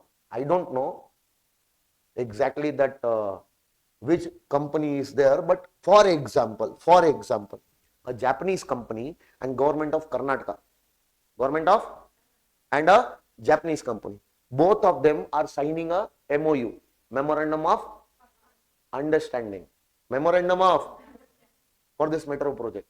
What understanding is there? The total project cost of the metro rail will be 10,000 crores. How much? In 10,000 crores, the metro project will be completed. Yes or no? In this project, the Japanese company which is coming will be involved in laying the metro line, operating the metro. Yes or no? All the technology will be used by them, construction will be done by them, everything will be done by them. And they will also invest 7,000 crores in this metro project. Getting my point? Government of Karnataka is saying, for this metro project, whatever necessary approvals are there, we are going to give you. The land acquisition, we are going to do for you. Hello, sir. We are going to give you all the assistance to set up this metro project. Plus, we are also going to invest 3,000 crores. Understanding? This is Memorandum of Understanding. How much Karnataka government is supposed to invest? And how much that Japanese company will invest? Okay, no. Now, unfortunately, there were floods in Karnataka. So the government had to spend excess money for flood relief, etc. So now, with the government, there is a scarcity of money. Because government did not think that this contingency will arise. See, earlier, we thought that some contingency might arise. For that, already contingency money will be left aside by the government. But that was not sufficient, so the government had to spend more. So now there is scarcity of funds with the government. Amount which was supposed to be invested for this metro project was how much? So far, 1,000 crores have been already invested. 2,000 crore more is to be invested for this metro project. Now the Karnataka government is not having enough funds. So the money cannot be invested. And just imagine, because of the non-availability of funds, now the project will stop. And the metro project will be delayed. Yes or no? And Karnataka government did not want this thing to happen. So what it told that Japanese company, that you only invest that extra 2,000 crores because we are not having that money right now, because we have used that entire money for flood relief and all in contingencies. So we have some scarcity. Please help us. We don't want to delay the metro project also. Okay. So the money which we were supposed to invest, how much? Extra 2,000 crores. Yes or no? You only invest. We will consider that a loan from your side. And we are going to give you interest. Government took the money from whom? Non-resident. Now will the government pay interest on this 2,000 crores? Just imagine the amount of interest on this 2,000 crores. Will the government say that it is a foreign income? Never. That Japanese company who is earning this interest on the loan which they might have given to the government that interest will always be deemed to accrue or arise in India. This is just one example. Hello, another example. People like us invest in bonds of government, securities of the government. Government securities are there, government bonds are there. Hello, different schemes are there. So in that we are investing our money. On that money also the government is going to give us what? Interest. That is also deemed to accrue or arise in India. What is your residential status? We don't want to know also. You are an assessee. Are you receiving interest from the government? Always deemed to accrue or arise in India. Understanding, no? Will you always get interest from government, or others can also give you interest? Others can also? Hello? Now, for example, I am giving you interest. Can I give you interest?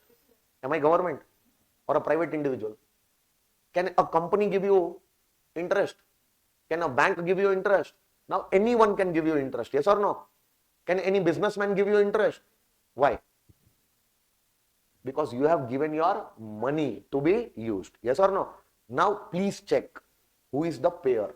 Who is the giving you? Who is the giving you? Payer is government, always deemed to accrue or arise in India. Payer is other than government. Payer is, and that payer is resident. If that payer is, are you getting interest from a resident? Are you getting interest from a resident? Always deemed to accrue or arise in India, because it is coming from a resident. Resident can be ROR also, resident can be RNOR also, resident can be any resident, yes or no? So if you get interest from resident, always deemed to accrue or arise in India. But it has one exception. It has, even if the interest is coming from resident, it will not be deemed to accrue or arise in India if the resident has taken money from you and used that money for a business, profession or source of income outside India. What did I say? Resident has taken money from you.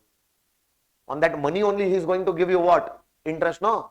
But that resident who has taken money from you, that resident has used that money outside India on any business, profession, source of income which is outside India. So can I say you are an assessee? You are an, have you given me money? I am a resident. Will I give you interest?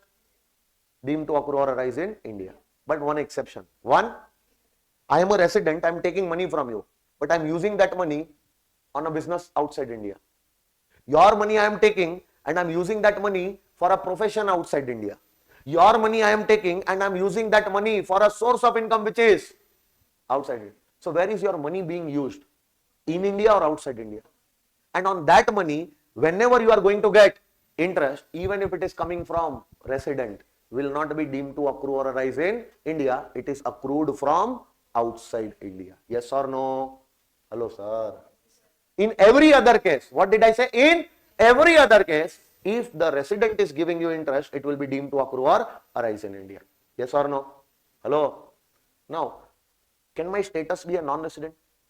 Forget about your status. Huh? I am not talking about the status of the assessee. I am talking about the residential status of the payer. Who is the payer?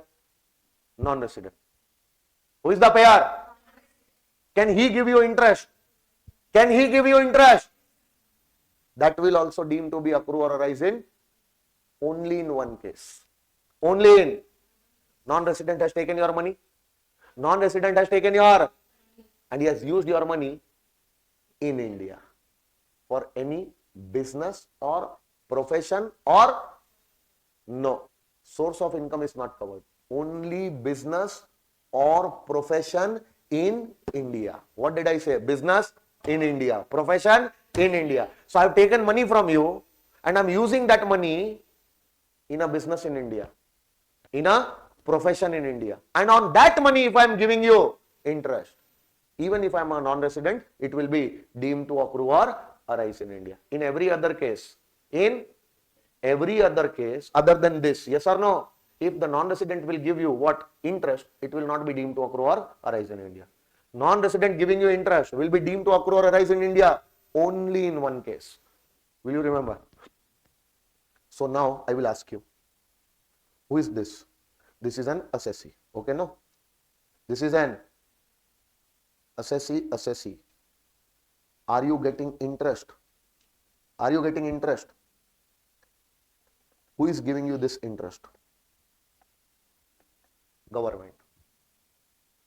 Government of India, huh? I'm not talking about government of foreign country. I'm talking about government of India. It can be central government, it can be state government. Will you ask the government where you are using my money? Never ask. Because even if you ask, government will not tell you. Why we tell you? None of your business. Are you getting interest from government? Tell me, will it be covered by section number 9 or will not be covered by? Covered by section number 9, meaning deemed to accrue or arise in Indian income. Yes or no? Are you necessary? Are you necessary? Now you are getting the interest from any resident is giving you interest. Resident is giving you on the money.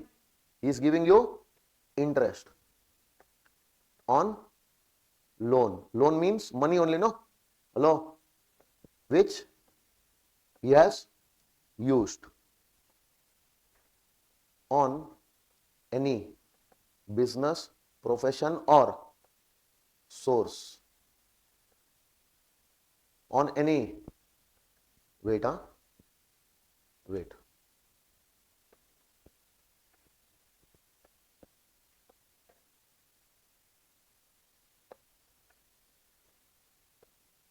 Loan which is used on any business, profession or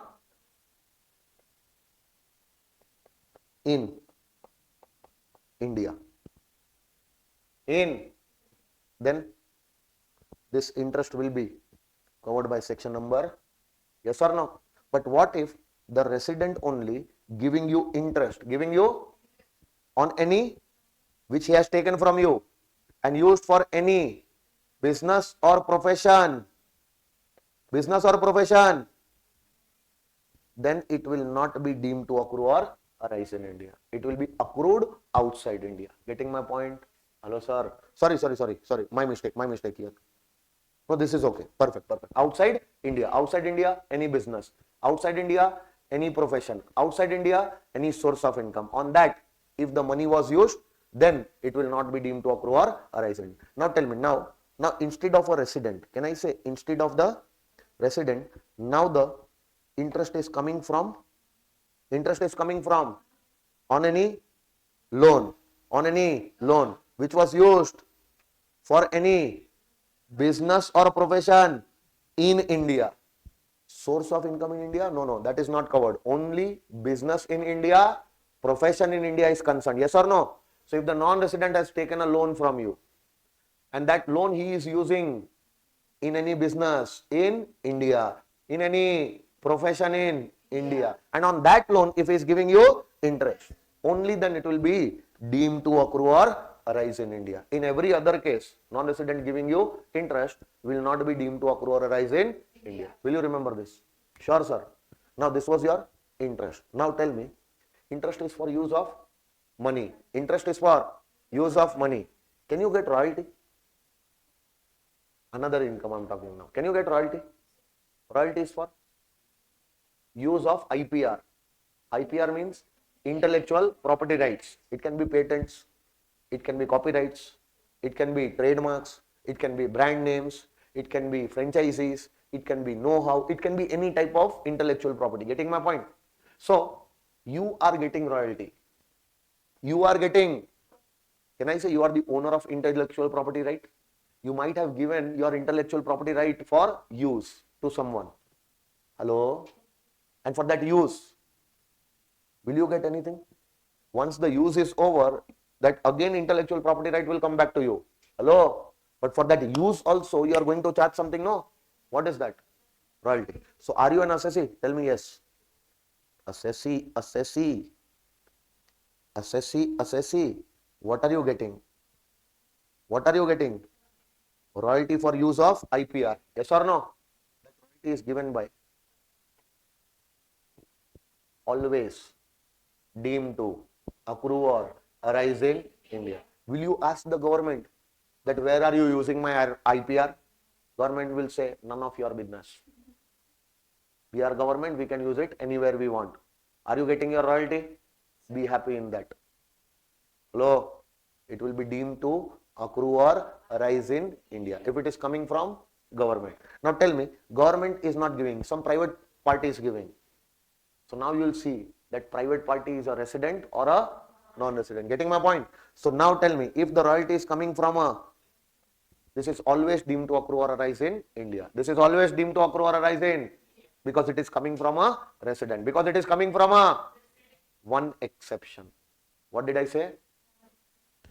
Resident is giving you a royalty on your intellectual property, right, which is used for business, profession, or source of income, which is outside India. Only then this royalty will not be covered by section 9.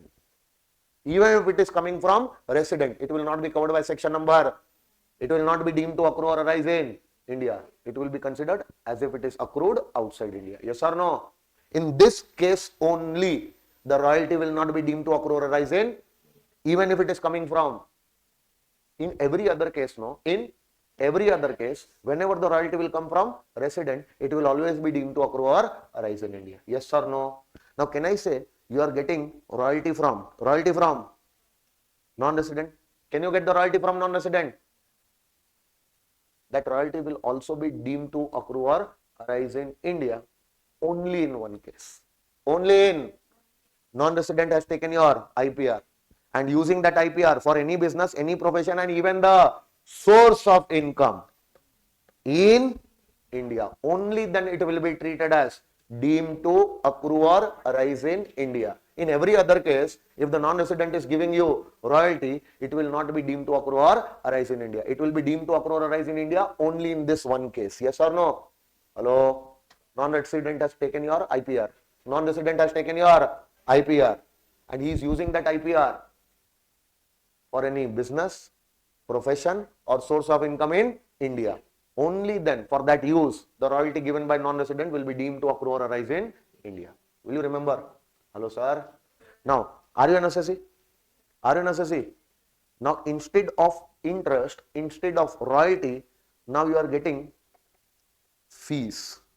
Now you are getting fees. Fees you are getting for what? Fees you are getting for technical services. Technical meaning you are giving the technical services to whom? Government. And for that the government is giving you fees. Possible or not possible? Hello sir. You are giving technical services. And for that technical services, whatever fees you get, in short we call it what? FTS. We call it fees for technical services. FTS. Yes or no? Are you getting FTS? For technical, you are getting fees. Who is giving you that fees? Who is giving you fees? Always deemed to accrue or arise in India. Always deemed to accrue or arise in India. Will you ask the government that my technical services you want where in India? Government will say none of your business. If you are asking for technical services, provide the technical services and take the fees. Hello? You are not supposed to see where the technical services are being used, where the technical services are being. Getting my point? If the FTS is coming from government, always deemed to accrue or arise in India. Will you remember this? Now, can the FTS be given by any private party? Private party. Private party can be. Private party can be. Meaning resident is taking technical services from you. Resident taking technical services from you and resident giving you FTS. Always deemed to accrue or arise in India. One exception. One. These technical services are provided. These technical services. Fees is coming for those technical services which are provided for any business, profession or source of income outside India. then where your technical services are being provided? Outside India. And on that, if you are getting FTS, will it be deemed to be accrued or arising from India? Even if it is coming from resident, it will not be considered as deemed to accrue or arise in India. Yes or no? In every other case, if it is coming from resident, it will be deemed to accrue or arise in India, but not in this case. Getting my point? Hello, sir. Can you get FTS from non-resident? Hello? Non-resident can give you FTS. Why? Because he might have taken your technical services. So if it is coming from a non-resident, then only in one case. What did I say? Only in one case. It will be deemed to accrue or arise in India if that non-resident has taken your technical services for any business, profession or source of income in India. Getting my point? Only in this case, FTS coming from non-resident will be deemed to be your income arising from India. Yes or no? In every other case, FTS coming from non-resident will not be deemed to accrue or arise in India. Getting my point? Hello, sir. Now pay attention. Pay attention.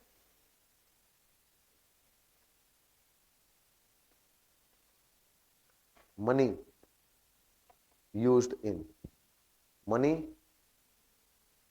or I can say money or IPR or technical services, right?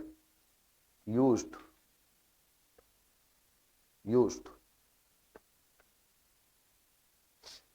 in India or outside India. In India or outside India. Yes or no? Now coming, tell me.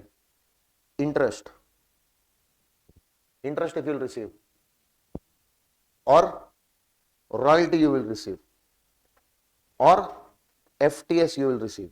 These three things, whenever you see these three things, always check where the money was used, where the IPR was used, where the technical services was used. If it was used in,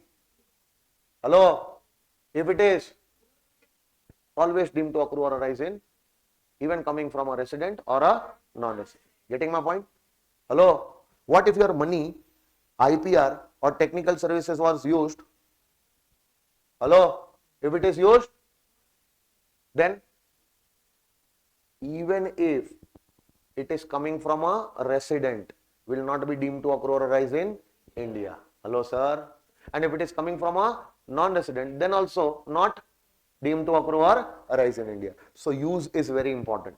What did you say? What did I say?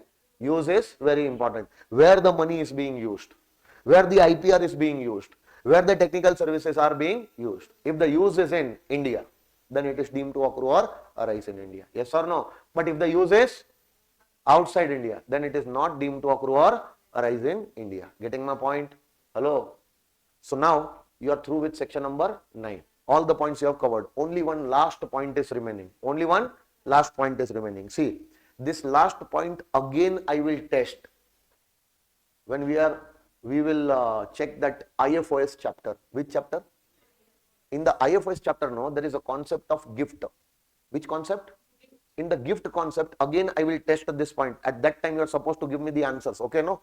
Right now I am telling you, this is what? Sum of money. What did I say? Sum of money. If you get sum of money without consideration, without doing anything, you are getting sum of money. What will you call this?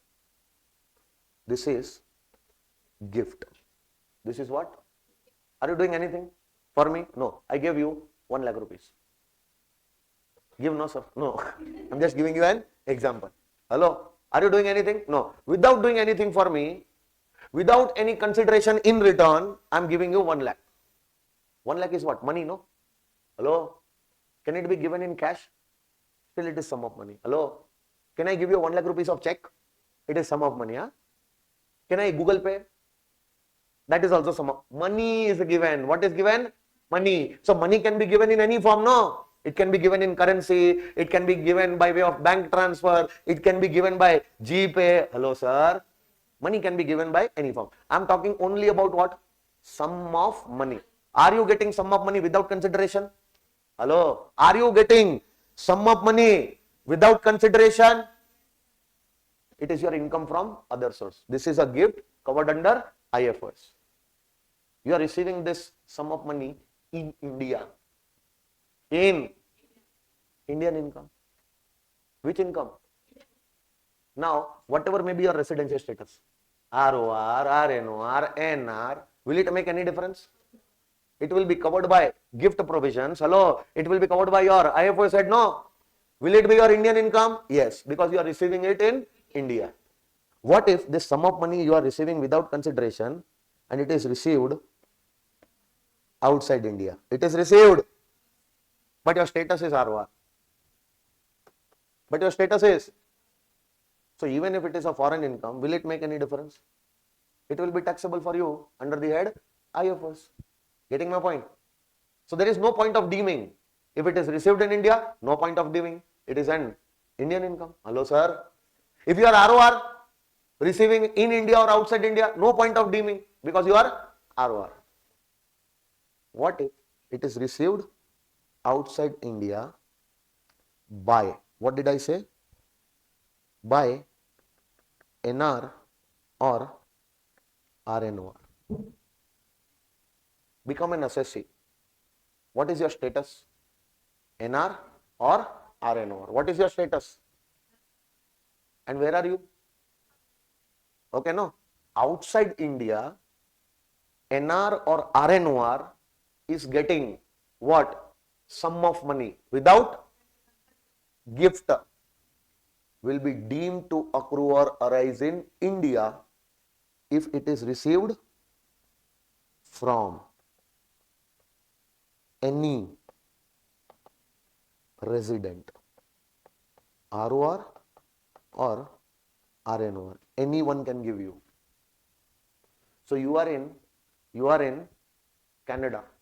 You are in outside India, no? What is your status? NR or RNOR? Your status is NR or? I came to Canada. I am a resident. And I came to know that it was your birthday few days back. So I gave you 1 lakh rupees. 1 lakh rupees. Well, since it was your birthday, no. So I gave you 1 lakh rupees in Canada. I am coming from India to meet you. I met you. I gave you sum of money without, and I am a resident. I can be ROR or RNOR. I can be any type of resident, but I must be a resident. So the payer has to be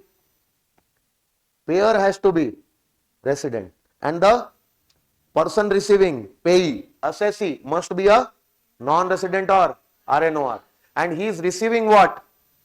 Receiving sum of money without consideration. Where? If all these conditions are fulfilled, then payee, whatever gift of sum of money you have received outside India from this resident will be deemed to accrue or arise in India. This is also your Indian income. Will you remember this? Sure, sir. But what if you are receiving it in India? No need to deem also. It is your Indian income. Hello, sir. What if ROR or RNO, ROR is receiving it? Whether receiving in India or receiving outside India, it will always be Indian income. It will always be taxable for ROR, whether it is Indian income or foreign income. Yes or no? But what if RNOR or NR receiving outside India? RNOR or NR receiving outside India, then it will be Indian income deemed to accrue or arise in India only if they are receiving it from resident. What if you are receiving it from NR? Then it will not be deemed to accrue or arise in India. Then it will be accrued outside India. Then only it will be treated as your foreign income. RNOR, NR, receiving gift outside India from resident only. What did I say? Resident only will be deemed to accrue or arise in India. This brings to an end your section number 9 and the entire chapter. Will you remember all these things? We have spent enough time for section number 9. Now, whenever I ask you anything about section number 9, no, you should be speaking about section number 9 like a parrot. You have to by heart this section, each and every point. Why I am telling you, will come to know when we will be solving the computation of total income questions. These small points, no, they will try to exploit in your main question. 15-mark question, if these points are exploited over there, no, and by that time, if you will not remember, what will happen, in that main question, you will commit a silly mistake, silly error. And that error will cost you your entire marks at that time. And I don't want that thing to happen. Okay. So in this entire chapter, two things are very important. How to determine the residential status of individuals. On that you are supposed to concentrate more, because that is, the major part of this chapter. And second thing, section number 9. Getting my point? So every chapter, no, there will be a pain point.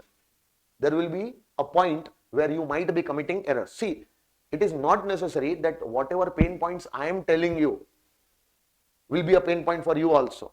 There might be some other concept also in which you are less comfortable. Less comfortable means you have understood everything, but when it comes to application, you commit some mistakes. That is the area where you are supposed to work hard. Instead of working hard on the entire chapter, which you anyways know, where you are going to focus more? On those areas which are less strong. Getting my point? Have a command over those things. Trust me. The entire chapter is not to be supposed to be done again and again. If you have learned everything once, done everything once, now identify where you are getting stuck. Which are the areas where you are less comfortable. Getting my point? Next time, on those areas you are supposed to focus more. And majority of the students face problem in section number 9. Okay, that is the reason why I told that it is your pain point. Will you remember this? Shall we start solving the questions? Hello? Take 5 minutes breather. Breathe. Breathe for 5 minutes. I have not given you a break, huh? Till what time we are having lecture? 11? 11:30? That's it? Yo. So, then we'll meet again tomorrow. I will miss you all a lot.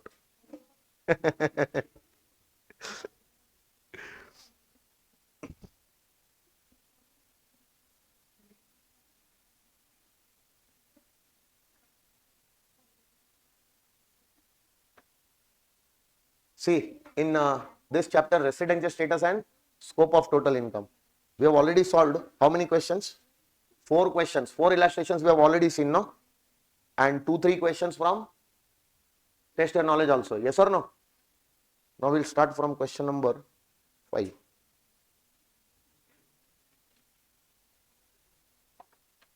Okay.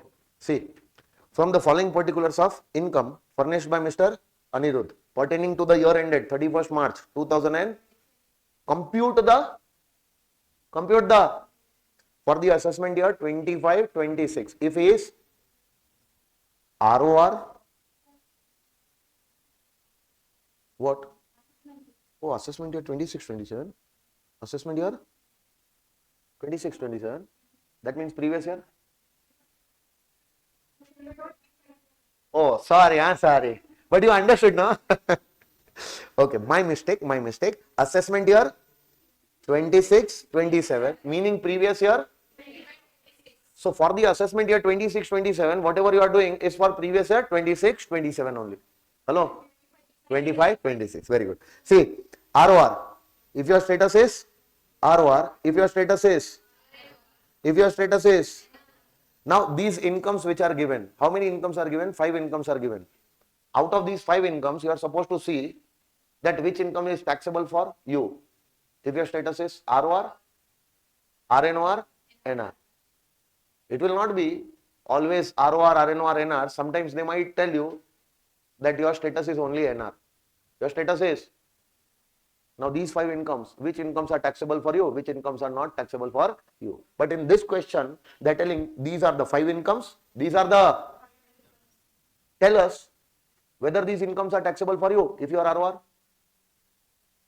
Also tell us whether these incomes are taxable for you if your status is RNOR. Also tell us whether these incomes are taxable for you if your status is NR. So all the three possibilities you are supposed to check here. Getting my point? So first income, short-term capital gain. This is your income, huh?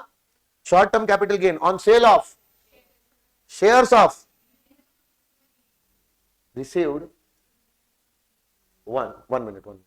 Which company is there? Where will be the Indian company? So where will be the shares of this company? Capital asset situated in India. Shares means asset only, no? Shares means, and where the asset is situated, and that asset if you are selling, transferring, and you are earning income outside India, and even if you are receiving it outside India. Don't you think section number 9, third income we saw? Income from transfer of capital asset situated in India, even if it is received, will be deemed to accrue or arise in. So can I say this is covered by section number 9? Yes or no? And if it is covered by section number 9, will it be your Indian income or a foreign income? Tick, tick, tick. Understanding? Now next one. Dividend from received in 1 minute. Which company is there? Where is the company? Where will be the shares? On that shares, the dividend is received. Hello? So dividend is getting accrued in Japan. Hello? And are you receiving that dividend in Japan only? Income accrued outside India, received also outside India. Indian income, foreign income. A or B? B. Because it is not from business or profession outside India, controlled from India. No, it is not that foreign income. It is any other foreign income. Yes or no? A or B? Tick, cross, cross. Yes or no? Now next one. Rent from property in? Property in. So rent is accrued outside India. Deposited in a bank in. The moment the tenant has deposited the rent over there, his control gone. Now the bank is taking in control on my behalf for the first time. And where it is happening? Accrued outside India, as well as now later on it is remitted to India through approved channel. Underline bullshit. Why they have given? To confuse you. Understanding? So there are some things for which there has to be something done, but there are some things in the questions for which you don't do anything, because these things will be given to confuse you. Got it, sir? Is the income accrued outside India? Is it received outside India? Which income? A or B? B, because it is not a business or profession controlled from India. Yes or no? So foreign income B. Tick, cross, cross. But one small thing will you remember? Small thing I am telling you. Whenever you see rent, whenever you see offer, this rent is taxable, there are 5 heads of income. How many heads? Salary, house property, PGBP, capital gain, and according to you, under which head this income will go? House property. Yes or no? So you classify this under the head income from house property. IFHP means income from house property. So whenever your rental income, what did I say? Whenever your rental income will go to house property head, from that rental income, you get a deduction. You get a standard deduction at the rate of 30%. At the rate of, so for this chapter, you are supposed to remember only this. After taking 30% standard deduction, you will calculate the income from house property head.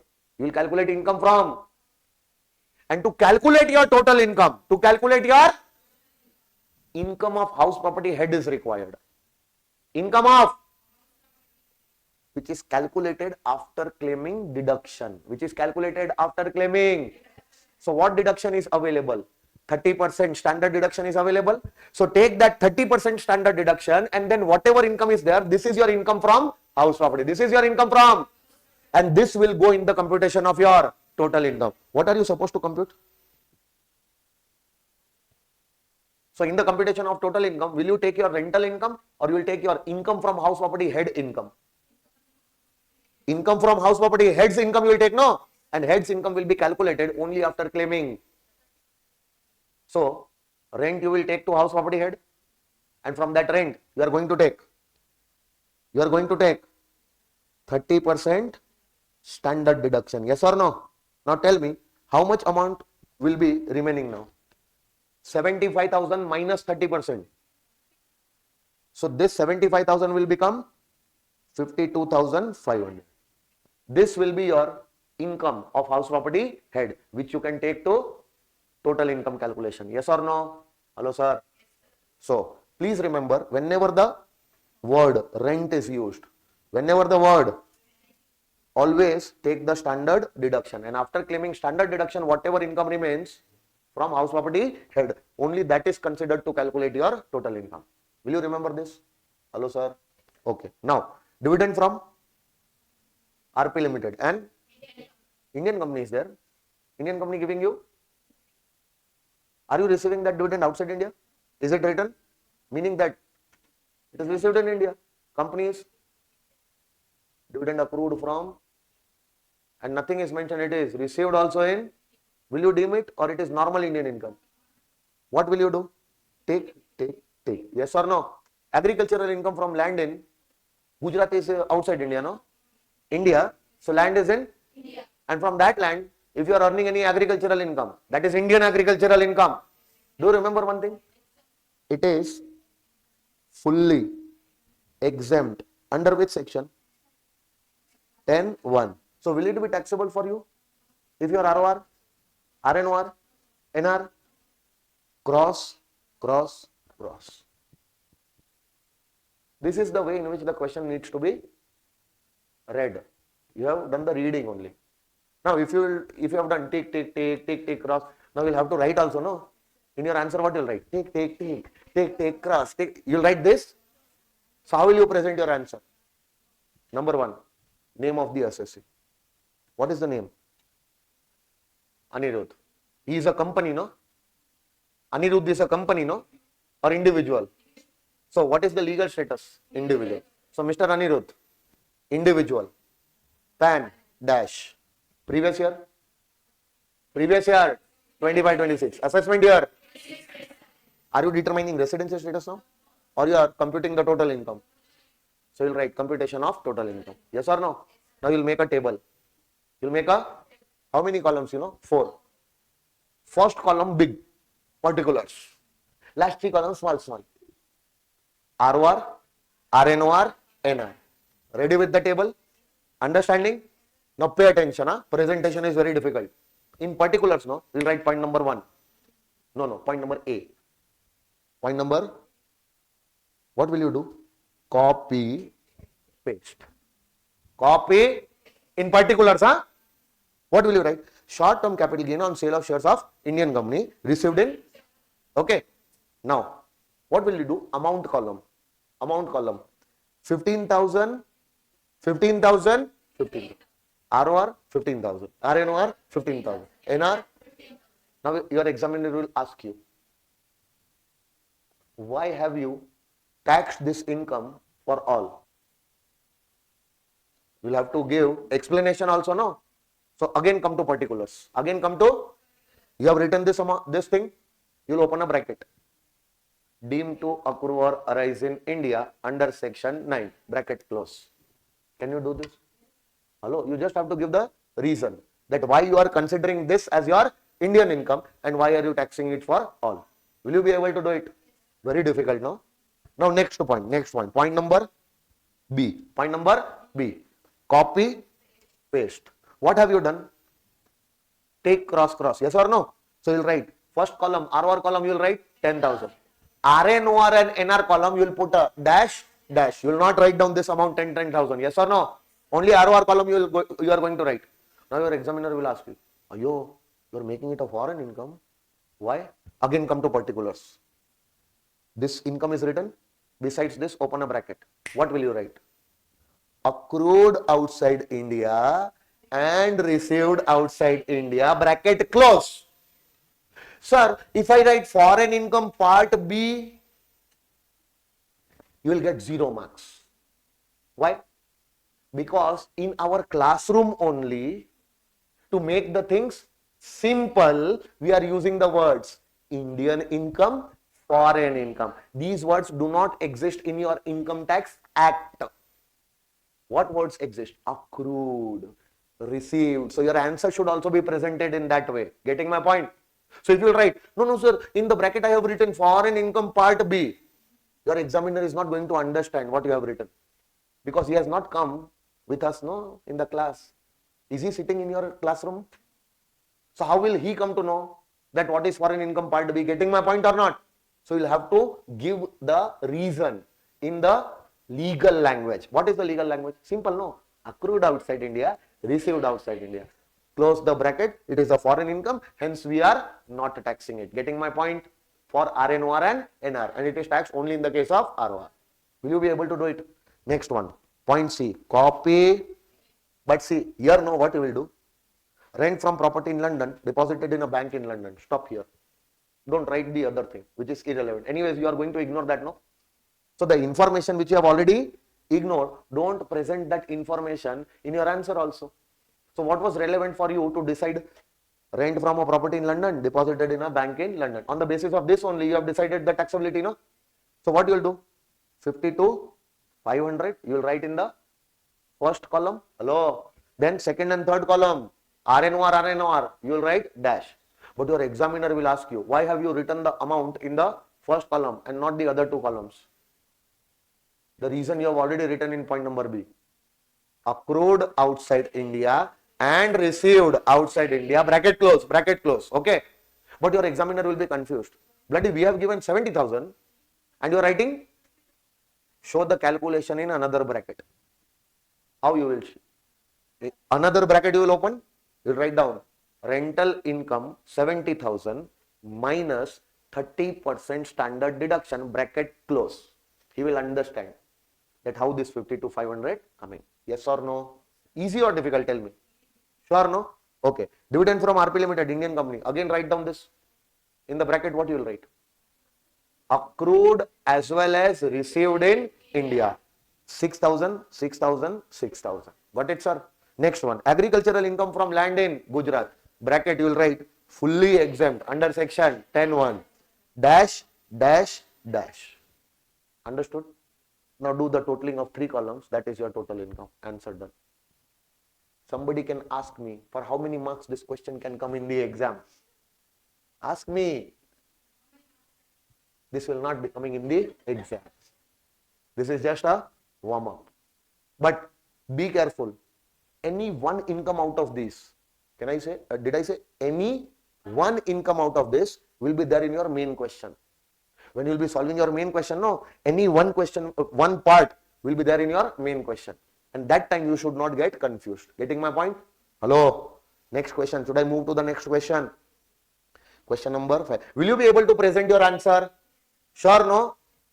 Please check the final answer and don't copy and paste from the ICI answer. Because if you will see, no, ICI answer, see, how does it look? See, they have just written the income, they have just written this. Have they written any reason? But we are giving them the reason just below this. Hello? What they are doing, they are writing notes. They are writing notes. And sometimes, if you forget to write notes or you don't know how to write the notes, language is, improper. Instead of getting the marks, you will lose the marks. So why to make the things complicated if they are becoming easier for us and you are getting full marks for the presentation which I have told you. Getting my point? So do the presentation exactly in the same manner in which I have told you. Yes or no? And then check your final answer. Your final answer should be this much. Only check the final answer from the ICI study mat. Otherwise do the presentation in the same manner in which I am telling you. Will you? Okay. Next question. Fast. Now, question number, very difficult question. Huh? And see, this type of question can come in the exam. And if such question will come in the exam, I'll tell you minimum it will be for 4 marks. Minimum 4 marks. Or a case study will be there. Exact same case study will be there in the exam in your MCQs. Based on this, MCQ can be asked. Getting my point? But minimum this question will be for 4 marks. So mark this question important. Okay.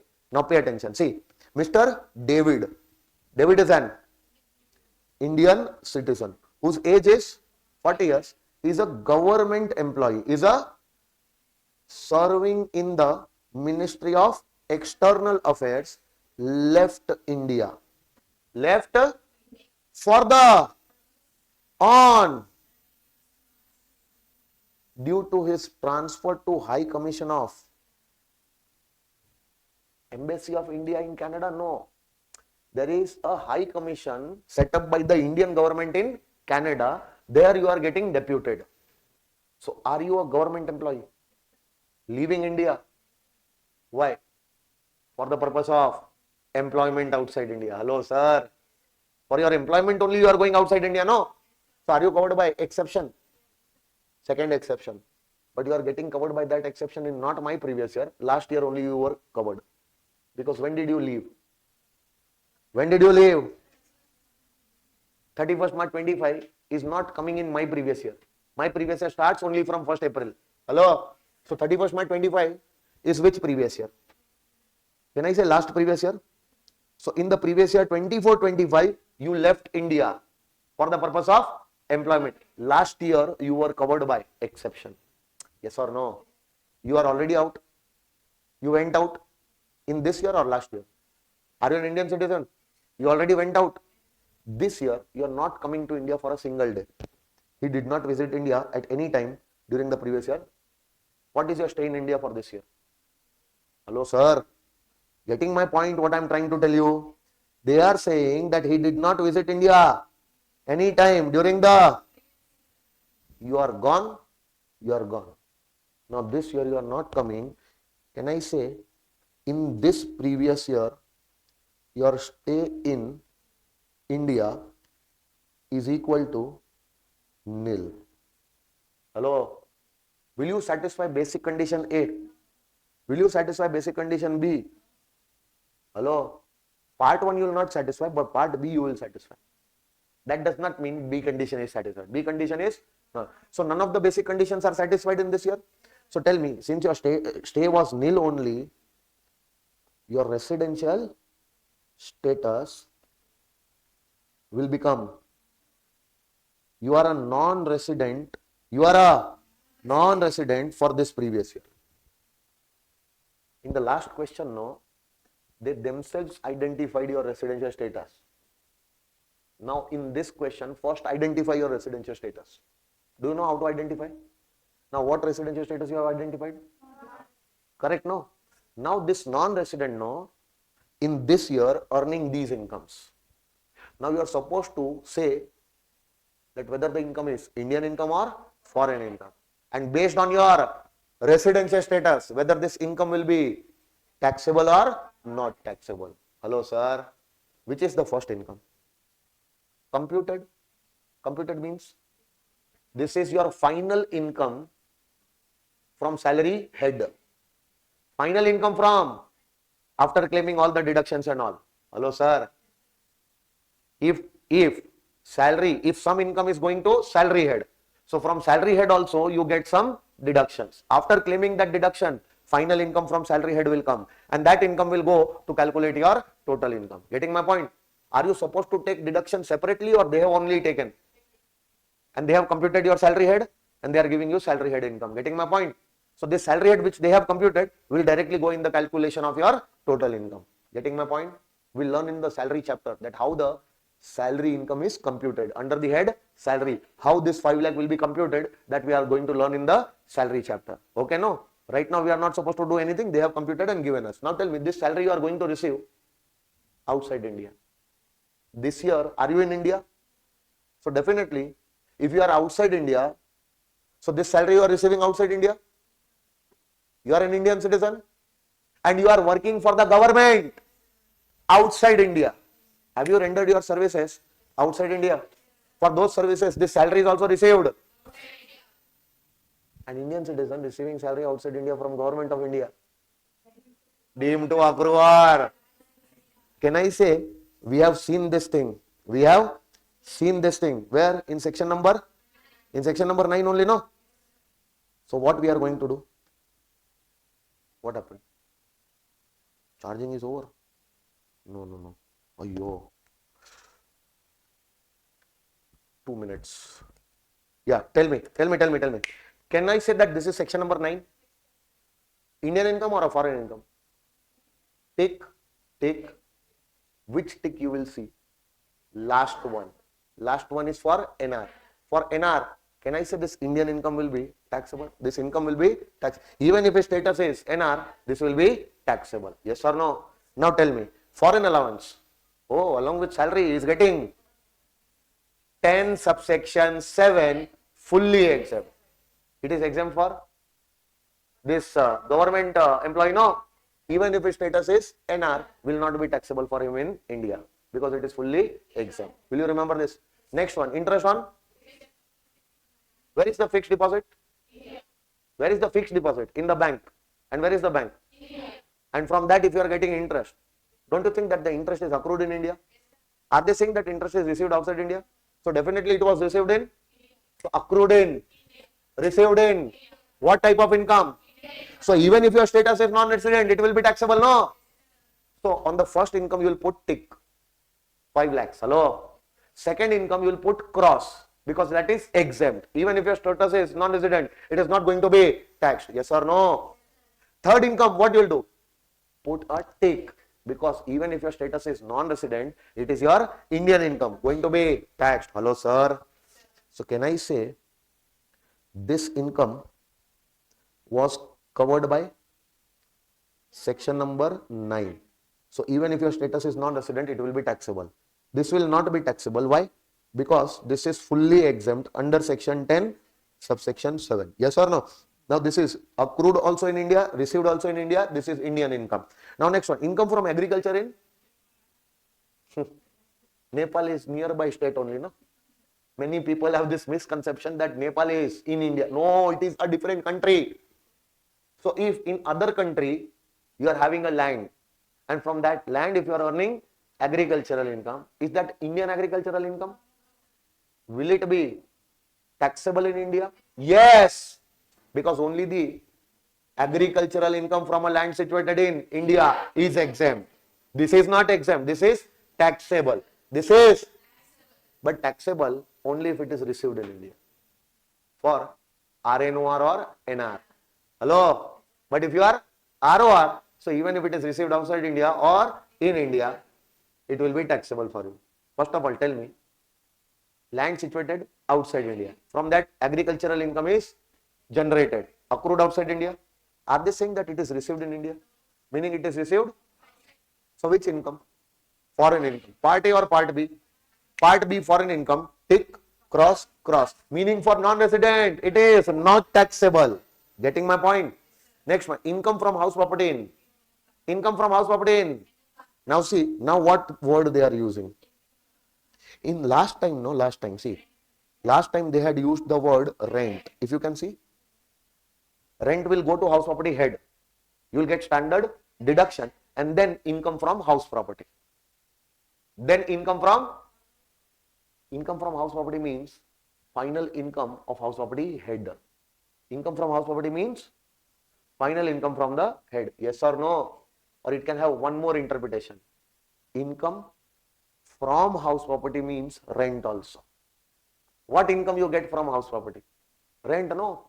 So two interpretations are possible. See, if rent word is used, no, so definitely this is not the final income of the head. Yes or no? So you take the standard deduction. Getting my point?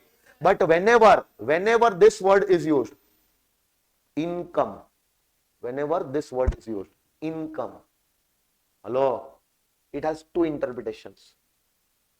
Either they are talking about the final income of the head by saying income from house property. Yes or no? Because the final income of the head also is known as income from house property. Hello? Or they might be saying that it is an income coming from the house property. So the income which comes from the house property is rent only, no? So there are two interpretations. So which interpretation is more suitable? Any interpretation you can take here. But majority of the case, they will tell you, whenever they will write income from house property, majority of the time they will tell you computed. Majority of the time they will tell you, meaning 30% standard deduction already taken. Will you again take it? Or will directly take the amount? But if this computed word is not written, then two interpretations are possible. It can be rent also from house property, and it can be final income from the house property. Getting my point? Now our institute is mad. Sometimes in their solution, for the same thing, they are going to take 30% standard deduction, and sometimes for the same thing, they are not taking 30% standard deduction, assuming it is computed. Hello, you also can do that.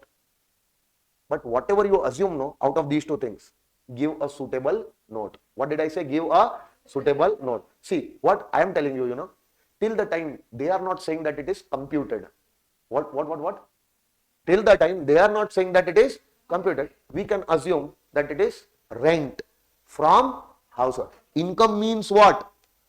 Income means rent from house property, because they have not specified. Getting my point, everyone? Sure, no? But tell me now, if it is not computed, if it is not, so we'll have to take 30% standard deduction. So out of 2,50,000, we'll take 30% standard deduction. How much will be there? 1 lakh?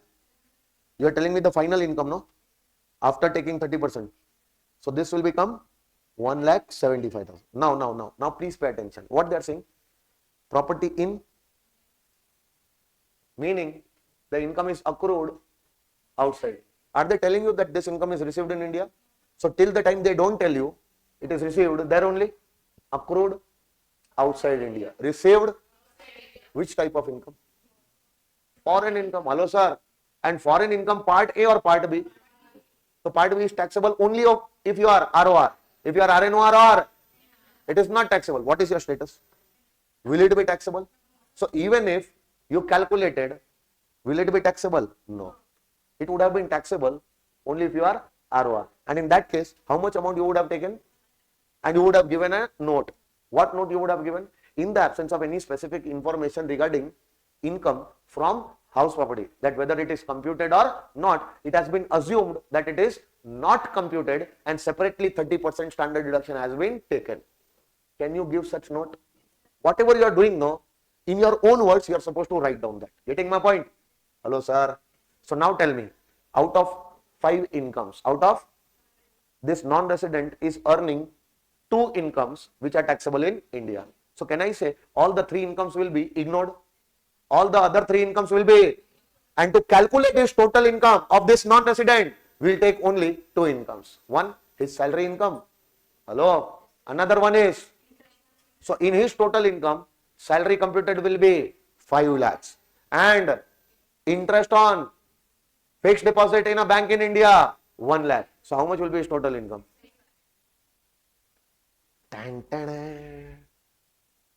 What will you do? How will you present this answer? Number 1, determination of residential status of underline. Since David is an Indian citizen, since no need to make that table also, make your answer short and sweet so that it covers everything in a very summarized manner. Getting my point? Nothing should be left, but everything should be covered. But writing should be concise. How will you present? Determination of residential status of David for previous year 25-26, assessment year 26-27. Underline. Yes or no? Next line. Since Mr. David, who is an Indian citizen working for government of India, has already left India in the previous year 24-25. Hello? Is not coming for a single day to India during the previous year 25-26. Hence, he fails to satisfy any of the basic conditions of section 6 subsection 1. Therefore, he is a non-resident. Full stop. In 3 lines, your residential status is determined.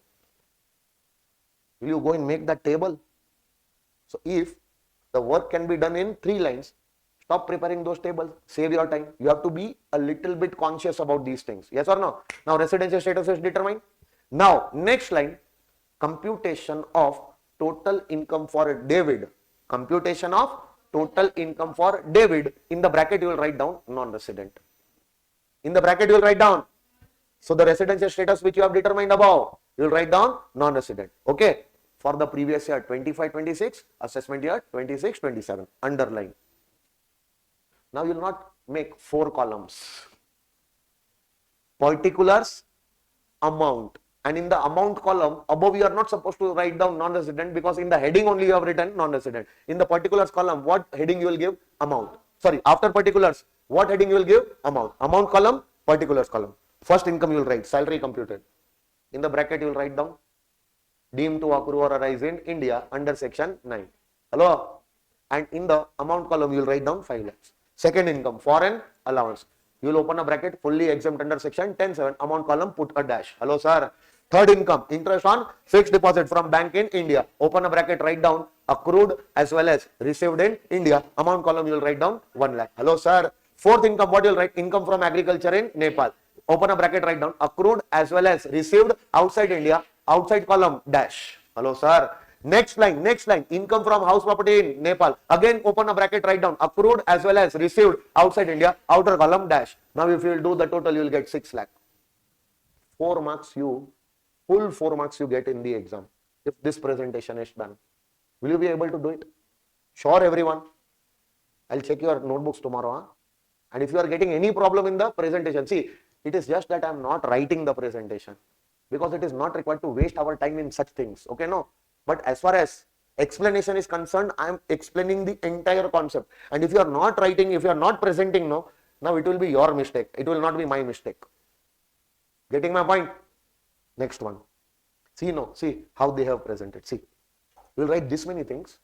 You will go mad. In the exams, no, 50 marks. You get 1.5 hours. 45 minutes will go to write all these things. Will you waste your time in such things? So present the answer in the manner in which I am telling you. Okay, sir? Next one. Which is the next question, sir? Question number 7. Now see, this type of question can come in your MCQs also.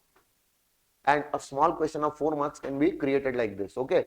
Now pay attention. Miss Vivitha paid a sum of $5,000 to Kulashekara. Oh, tell me, who is the payer?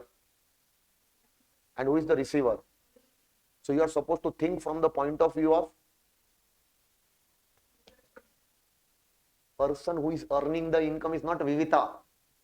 Person who is earning the income is Mr. Kulashekara. So become Mr. Kulashekara. You are receiving what? $5,000 from whom? Yes or no? So Mr. Kulashekara, why are you getting $5,000 from Vivita? Kulashekara says, I am a management consultant. Kulashekara says, I am a practicing in, specializing in. This is the introduction of Mr. Kulashekara. Kulashekara is a management consultant. Where he is practicing? Colombo is near Mysuru. No? Outside Sri Lanka.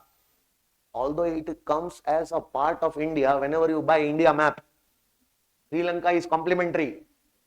But that is not India. That is a separate country. So Sri Lanka is a separate country. Colombo is the capital. In Colombo, meaning outside India, he is practicing. Getting my point? Practicing as a management. And my specialization is project financing. This is Mr. Kulashekara.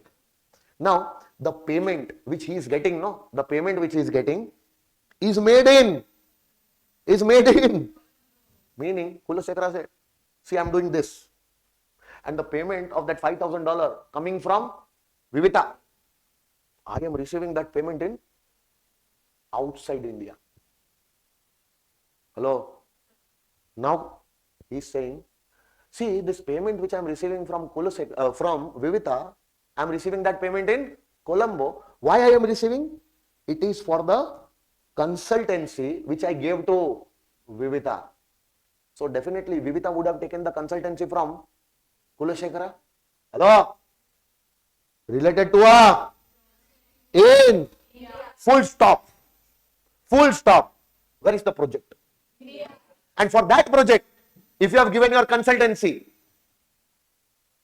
meaning your consultancy services are provided in, and for that if you are getting any consultancy fees, even if it is received outside India, can I say it will be deemed to accrue or arise in India under section, yes or no, will be your Indian income. Kulasekara says, my status is non-resident. Will it make any difference? My status is RNOR. Will it make any difference? Whatever may be your residential status, this 5,000 US dollar which you are receiving is for consultancy received, consultancy for a project in India, yes or no? Even if it is received outside India, it will be deemed to accrue or arise in India. It is your Indian income, taxable irrespective of your residential status. Will you be able to? Now they are telling with a possible Ceylonese collaboration, these all things are bullshit, you know. Project in India, project in collaboration with some Ceylon company or something. Ceylon means it is a city, just like Colombo. See, the names of our cities like Bangalore, Chennai, Mumbai, yes or no, might be weird for them. Just like that, the names of their cities are weird for Colombo. What is name city? Ceylon. Ceylon is also a city. Yes or no? So the project in India has a collaboration with a Sri Lankan city. Wherever the collaboration is, we don't mind. Tell me, where was the project? Where was the project? And for that project, if the services are given, and for that services, if you are getting the consultancy fees, will always be deemed to accrue or arise in India, even if you have received it outside India. Will you remember this? Such type of easy questions they ask. Why did you understand? Because I am there. See, making the question easy for you. How the question will become easy for you? Just reading the question will not help you. Understanding will also come only if you convert the question in your mother tongue. Always convert the question in your mother tongue. What the question telling you? Always, have an interaction with the question. If you understand the question, no, not a single question in this universe can put you in trouble. I'm telling you. Even if, see, I'm taking a little bit more time, so that I'm making you all comfortable. You come to know that how to read the question. So whenever you also go and study at your home, whenever you are also solving the question, no, your interpretation should happen in the same manner I am doing in the class. Getting my point? Only then you will be confidently able to solve the questions. Getting my point? Next one. Is this payment chargeable to tax in India in the hands of Kulasekara since the services were used in? Absolutely yes. So how will you present your answer like this? What will you write? Since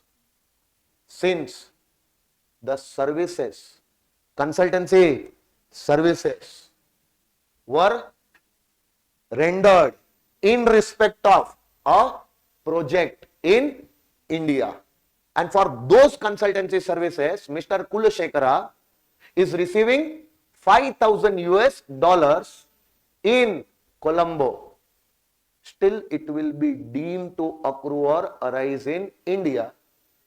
Hence, irrespective of his residential status, this fees will be taxable for him in India. Full stop. Full marks you are going to get. No need to write all such things. Getting my point? Will you be able to write down this today? Very good. But before that, no, read this part once. Read this part once and try to identify the sentence which should also come in your answer. Legal language should come in your answer. Getting my point? Okay, next one. Very, very, very, very small question. See, can you see? Now this question, if you solve now, this question, trust me, it covers almost the entire things. So out of many questions, only this question you are supposed to solve before the exam. You will have the entire idea of whatever you have studied so far. Getting my point? This is important question, okay? And one more question is important that we are going to do later. First of all, tell me, illustration number 8. Compute the total income in the hands of aged, being resident and ordinary resident, resident but not ordinary resident, and non-resident. Meaning, assume all the three statuses. Again, do you remember the first question? Particulars and 3 columns for ROR, RNOR, NR. In this question also you are supposed to do like that. Okay, no? One by one, one by one. Assuming that he has exercised the option of shifting out of. Now, did I tell you something about default tax regime earlier? Yes. In my first lecture, second lecture, when I was explaining you tax rates, individual, HUF, AOPBY, AJP. Individual, HUF, AOPBY, AJP. For them, the default tax regime is given in section 115 BSE. The default tax regime is given in 115. They have to follow that tax regime by default. Without taking certain deductions, without taking certain exemptions, they are supposed to calculate their total income. Hello? And when that total income is calculated, on that total income, concessional tax rates. Which tax rates? Given in 115 BSE are made applicable. Did I tell you that? Hello? But what if you want to claim all the deductions, want to claim all the exemptions? Then you will have to shift out of the default tax regime. Hello? Shift out of the default tax regime. Claim all the deductions applicable. Claim all the applicable exemptions and calculate your total income. Now on this total income, conventional tax rates of 115 BSE will not be applicable. Why? Because you have shifted out, no? So what tax rates will be applicable? Normal tax rate, which you already know. In this question, what the assessor is doing? Staying in default tax regime or shifting out? Meaning all the eligible deductions and exemptions he is going to get. Hello? And after calculating his total income, on his total income, what tax rates will be applicable? Concessional tax rates of 115 BSE or normal tax rates? Understanding, no? Hello, sir? Okay. Now pay attention. Interest on? 50% of interest received in? Tell me, UK development bonds, Uttarakhand, no? Or United Kingdom? Oh, United Kingdom is a separate country. So UK development bond will be issued by Indian government, no? For the development of UK. Bloody, they have exploited us so much. They are already developed. Hello? They have looted us. And for the development of UK, the government of India will issue the bonds. Or who will issue the bond? UK government. So which government has issued the bond? And if that government has issued the bond, you have bought that bonds. Possible? So have you given your money to government of India? Or you have given your money to UK government? UK government will use your money for the development of India or development of UK. So your money is being used in India or outside India. On that money, if the interest is accrued, it is accrued outside India. So entire 10,000 interest accrued. But see, out of that 50% is 5,000, 5,000, 5,000. What about the balance 50%? Received there only.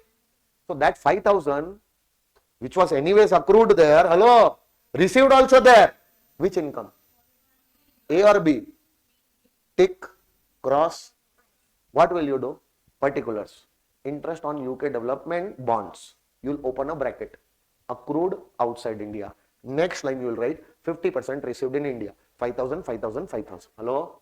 Next line again. 50% received in UK only. Hello? 5,000 dash dash. First column 10,000. Second column. Last column 10,000, 5,000, 5,000. Hello, sir? Very difficult, no? Next one, next one. Income from business in? Don't read ahead now, please. Where is the business? From that business, how much income is there? 20,000. Entire income is accrued in India. Now, that income, if you received outside India or received in India, will it make any difference? Entire income will be taxable. So this was some part tick, tick, tick. Some part tick, cross, cross. This 20,000 entirely tick, tick, tick. Please pay attention. Tick, tick, tick. How will you write? How will you write? Income from business in Chennai. Open a bracket. Accrued in India. Next line, 50% received in India. 10,000, 10,000, 10,000. Hello? Next line, 50% received outside India. Hello? Yes or no? If 50% is only received in India, which means balance 50% is received. Even if it is received outside India, no? Since it was accrued in India, 10,000, 10,000, 10,000. All the three columns, 20, 20, 20 is taxable. Yes or no? Understanding? Next one. Short-term capital gain on sale of shares of received in. In the fifth question which we solved, same point was there. But that time you received the dividend in Germany. Now we are receiving in Which company is this? Dividend from Indian company received outside India. Don't you think section 9 will get attracted? Deemed to accrue or arise in? Tick, tick, tick. Particulars, what you will write? Sorry. This is not dividend. This is short-term capital gain. So short-term capital gain from sale of shares of Indian company, meaning the capital asset is situated in India, and on transfer of that capital asset, whatever amount you are getting as income, even if you are receiving it outside India, will be deemed to accrue or arise in India. Section number 9 only. Yes or no? Take. Now what will you write? Short-term capital gain on sale of shares of Indian company received in London. Open a bracket. Section number 9 deemed to accrue or arise in India. Hence 20. Yes or no? Now next one. Dividend from British company. Accrued, received, Indian income, foreign income. Part A, part B. Tick, cross. Long-term capital gain on sale of plant at Germany. Plant means tree, no? English is a funny language, I am telling you. Plant means tree also. Plant means machinery also. So what they are selling? Tree or machinery? Machinery is an asset, no? So asset is situated, and if you sell that asset, definitely the income accrues outside India. Yes or no? So can I say entire 40,000 accruing outside India? But out of that 50% is, so 20,000 out of that 40 which is accrued outside India, 20,000 which you receive in becomes your tick. Madam, Indian income. What about the balance 20,000? Accrued outside India, also received foreign income from a business or profession in India. Sorry, from a business or profession controlled from India. No. Part B, foreign income. Yes or no? Take, cross. So what you will do? Half part, 20,000. Take. Because it is received in balance half. Received as well as accrued outside India. Take, cross. Because it is part B, foreign income. Yes or no? Easy or difficult? No, it is made easy. Say thank you. Okay. Income earned from business in, which is controlled in.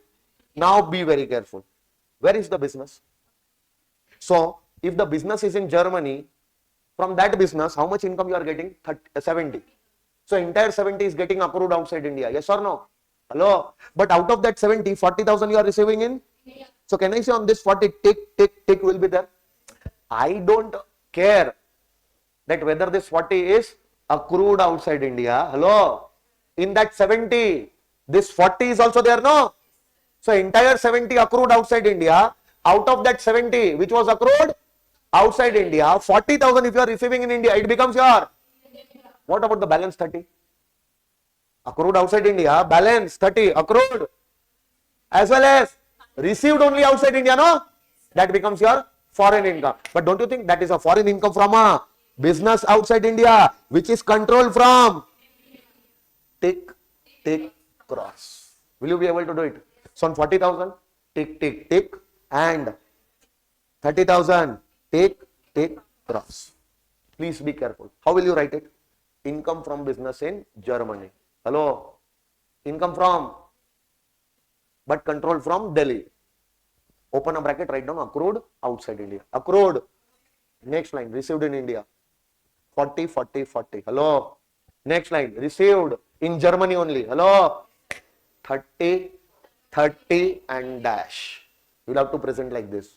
Will you be able to do it? Next one, profits from business in. Don't read ahead. Where is the business? So entire income, 15,000 is accruing from. Now I don't care where the business is being managed from. It can be managed from Bangladesh, Nepal, any country. Hello? Is the business situated in India? Any income from that business is accrued in India? No. So which income? Indian income. Yes or no? Even if the income was received outside India, still it was Indian income. Even if the business is managed from London, still it is Indian income because the business is situated in India. Getting my point? Next one. Income from house property in, deposit in a bank in, brought to, and it is given. I told you, whenever this word they will use, they will tell you, is it computed or not? If computed, then they have already taken the deduction. You are not separately supposed to take now. But if this computed word was not there, we are free to take both the assumption. Assuming that it is computed, we are not separately taking any deduction, or assuming that it is not the computed income of house property, it is rental income, we are separately taking 30% standard deduction. Yes or no? Both the assumptions are correct, but the safest assumption is take the deduction. Yes or no? If nothing is mentioned. Will you remember this? So tell me now, income accruing outside India, received outside India. Hello? This same point we have already seen ahead. Hello? Which income? Indian income or a foreign income? Tick, cross, cross. But remember, this 50,000, don't take 30% standard deduction. Please don't take. Why? Because it is already computed. Yes or no? Okay, sir. Next one. Interest on debentures in an. That's it. Which company is taking? Don't you think Indian company is a resident? Whenever the resident is going to give you interest, always deemed to accrue or arise in India. Do you remember that? And if that resident has used your money for a business, profession or source of income outside India, only then it will not be deemed to accrue or arise in. Are they telling you that the company has used your money outside India? Meaning that definitely it would have been used in? Hello? So this will be always deemed to accrue or arise in. Even if it is received. Even if it is received outside India, will not make any difference.